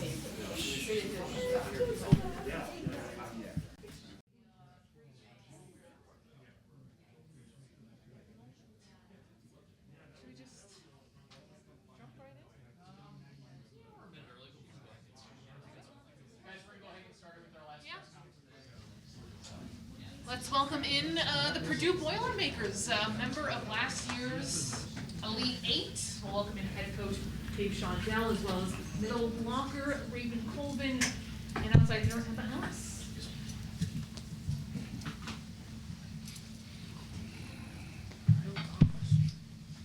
Coach, players, thank you for joining us. Coach, can you start with an opening statement real quick, and then we'll take some questions. Yeah, thank you. Purdue is thrilled to be here today at what I consider a major milestone in the sport of volleyball, and to be part of that is big. I've been around the game for a long time. My father was a pioneer in this sport, so I've watched hundreds of people try to get this game to the highest level. And the Big Ten Conference, with the help of the Big Ten Network and the help of media from across the country, have made this a phenomenal day for our sport. And so we certainly thank you for that. We're coming off of a couple good seasons. We're not being shown a lot of love so far with what kind of a season we might have this year, yet I love our team. We have a lot of really good players, a lot of really good athletes on our team, and I can't wait to get in the gym with them in a week from today. To my right is Raven Colvin. And Raven is one of the premier athletes in the game. She played with the USA Under-21 team this past summer, went to Mexico, and they won the gold medal. And as a freshman was a big player for us and has great leadership skills and tremendous athletic ability. She's from Indianapolis. Emma Ellis is from Charlotte, North Carolina. She will be a senior, and she's one of, I think, 5 seniors that we have on our roster. And she has been a semi-regular in our lineup for the last 3 years, plays with great enthusiasm, and has turned into just a tremendous teammate. So we're excited about the season, and we know the conference is really, really tough. And we love the fact that there's going to be so many matches on television this year. That's why the Big Ten is as good as it is, because we're on TV more than anybody else, and all these young athletes can see what's going on. They can see the full houses at all these different Big Ten universities and the level of play. So we're excited to be here, and we'll take questions now. All right, questions for coach and players? Lee Feinswald from VolleyballMag.com. Dave, you know, part of a coach's job in college, of course, is to have players run through the system and you get new ones and you rebuild. But in your case, losing a setter and a libero like you had, who were with you for so long, the 2 anchor spots, tell me who's going to replace them and how do you approach that?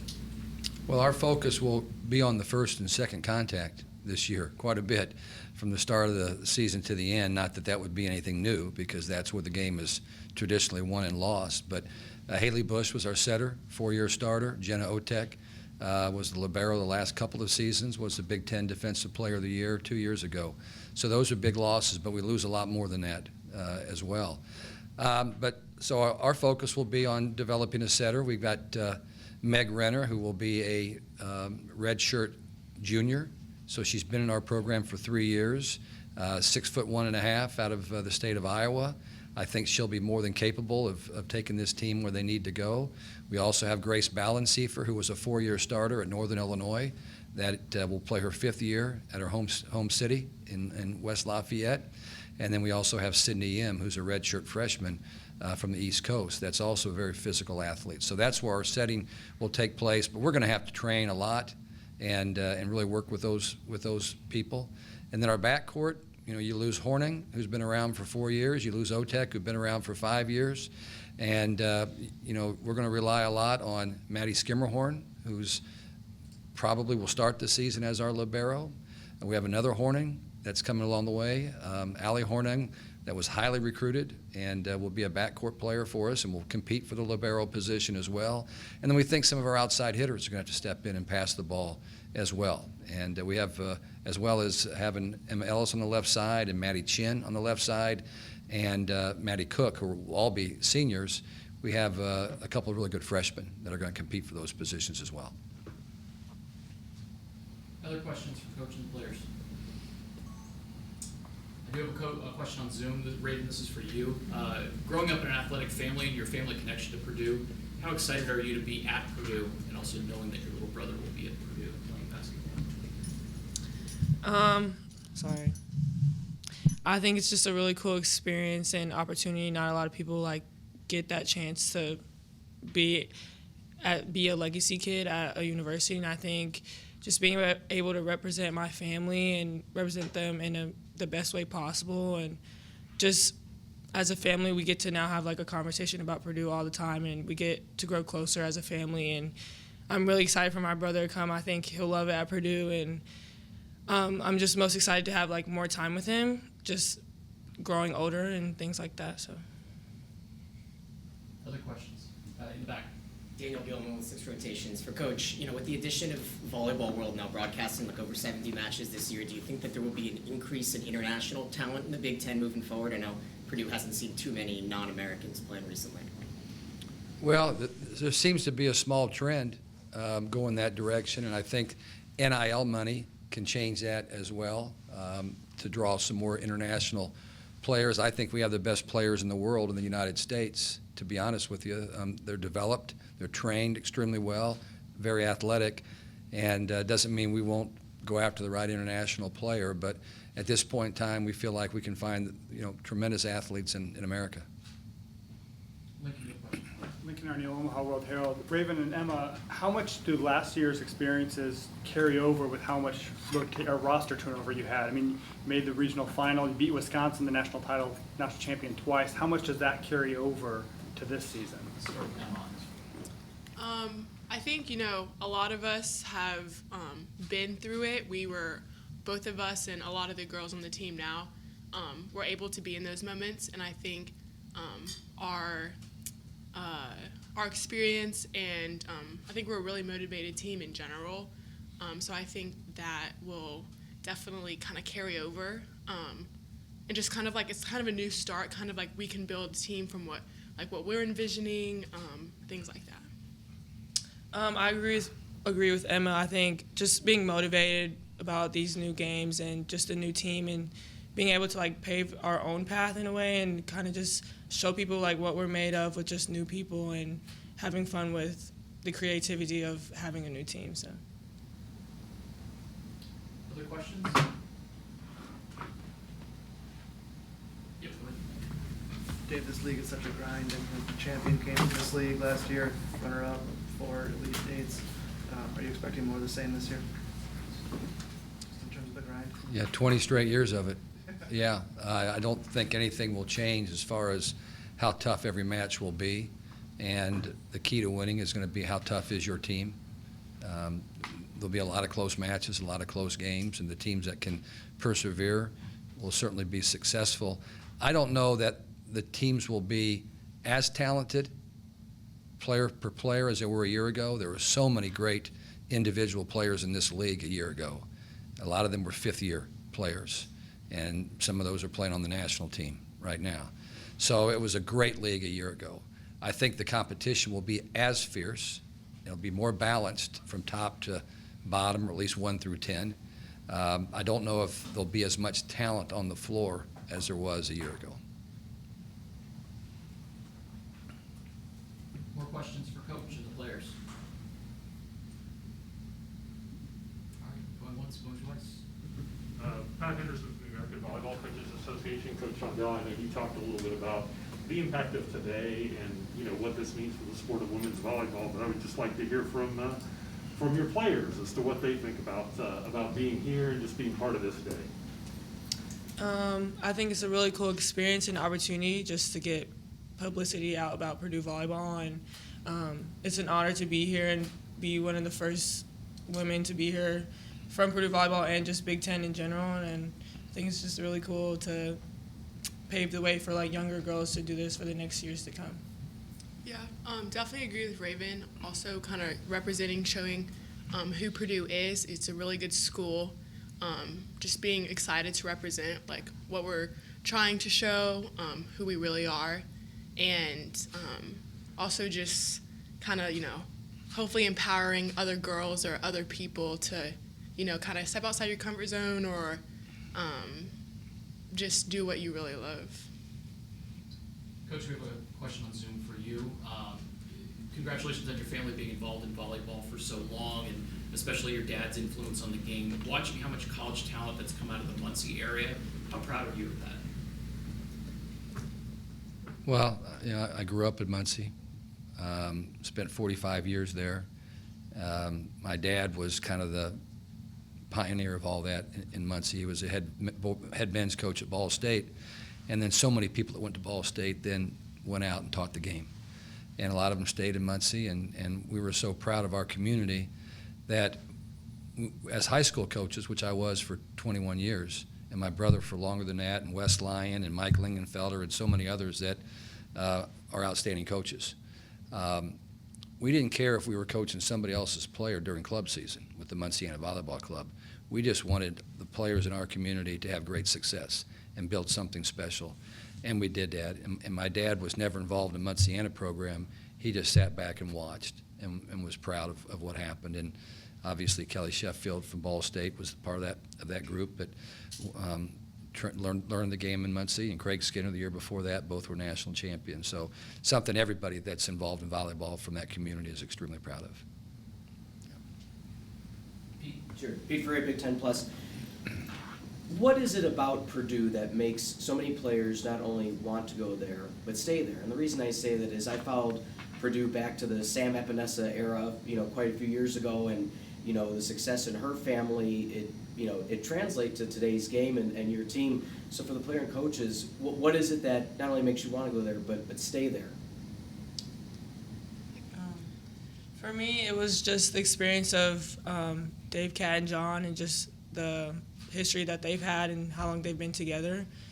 Just knowing that you can trust them and believe what they're saying, and because they know what they're talking about. And I think more than that was like the girls on the team and just the culture that Purdue has, and just the relationships that you build on the court and off the court.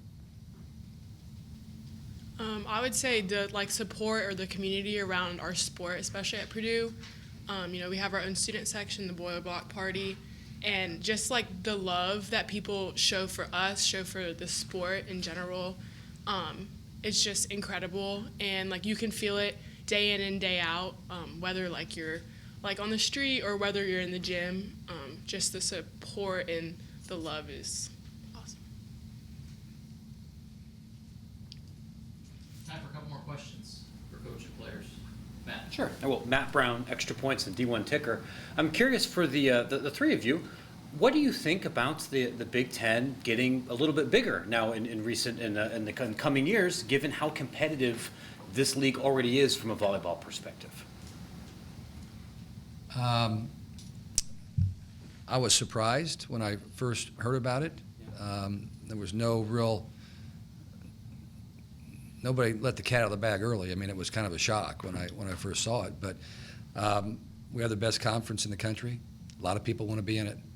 And, you know, obviously, financially, we're in a good position in this league. And I don't know what where we're going to end up. I mean, the guy was just out in the hallway that you'd ask the question to.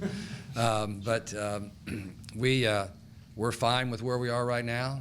You're adding 2 tremendous volleyball schools and athletic schools, great academic institutions. They're a great fit for the Big Ten. How that's going to the logistics that's going to work out, we'll leave that up to somebody else. But a lot of questions about you're going to be flying out to Los Angeles and so forth. Well, you might do that once a year. They're going to be doing it, a lot more. And so it's going to be a lot tougher on them than I think it will be on the rest of the Big Ten schools. And part of the draw, I think, is most of our conference schools in the sport of volleyball are charter flying, and so it's not as big of a deal as a lot of people are making that out to be. At least from my experience, when we go out to the East Coast, we're there in an hour and 45 minutes, and it's not that big of a deal. Emma? I'd say it's going to be interesting for sure. Just like the style of play is, I would say, pretty different. But I think it will be interesting to see kind of how they can help progress, I guess, volleyball in general, but volleyball in the Midwest, volleyball in the Big Ten. But I definitely think it's probably going to be like a huge change that they're going to have to try and figure out. To keep it simple, I just think it's going to add a new flair to the Big Ten. And I think, personally, when I saw it on social media, I thought it was really cool. But I also thought about what Dave said, like the flying and stuff, that's going to be really difficult to figure out. Personally, I don't want to be on the plane for a long time, but I think it'll be fun just to see new faces and new people that we've never played against really ever. So. Any more questions for Coach or players? Ladies, Coach, thank you. Thank you. Thank you. Thank you.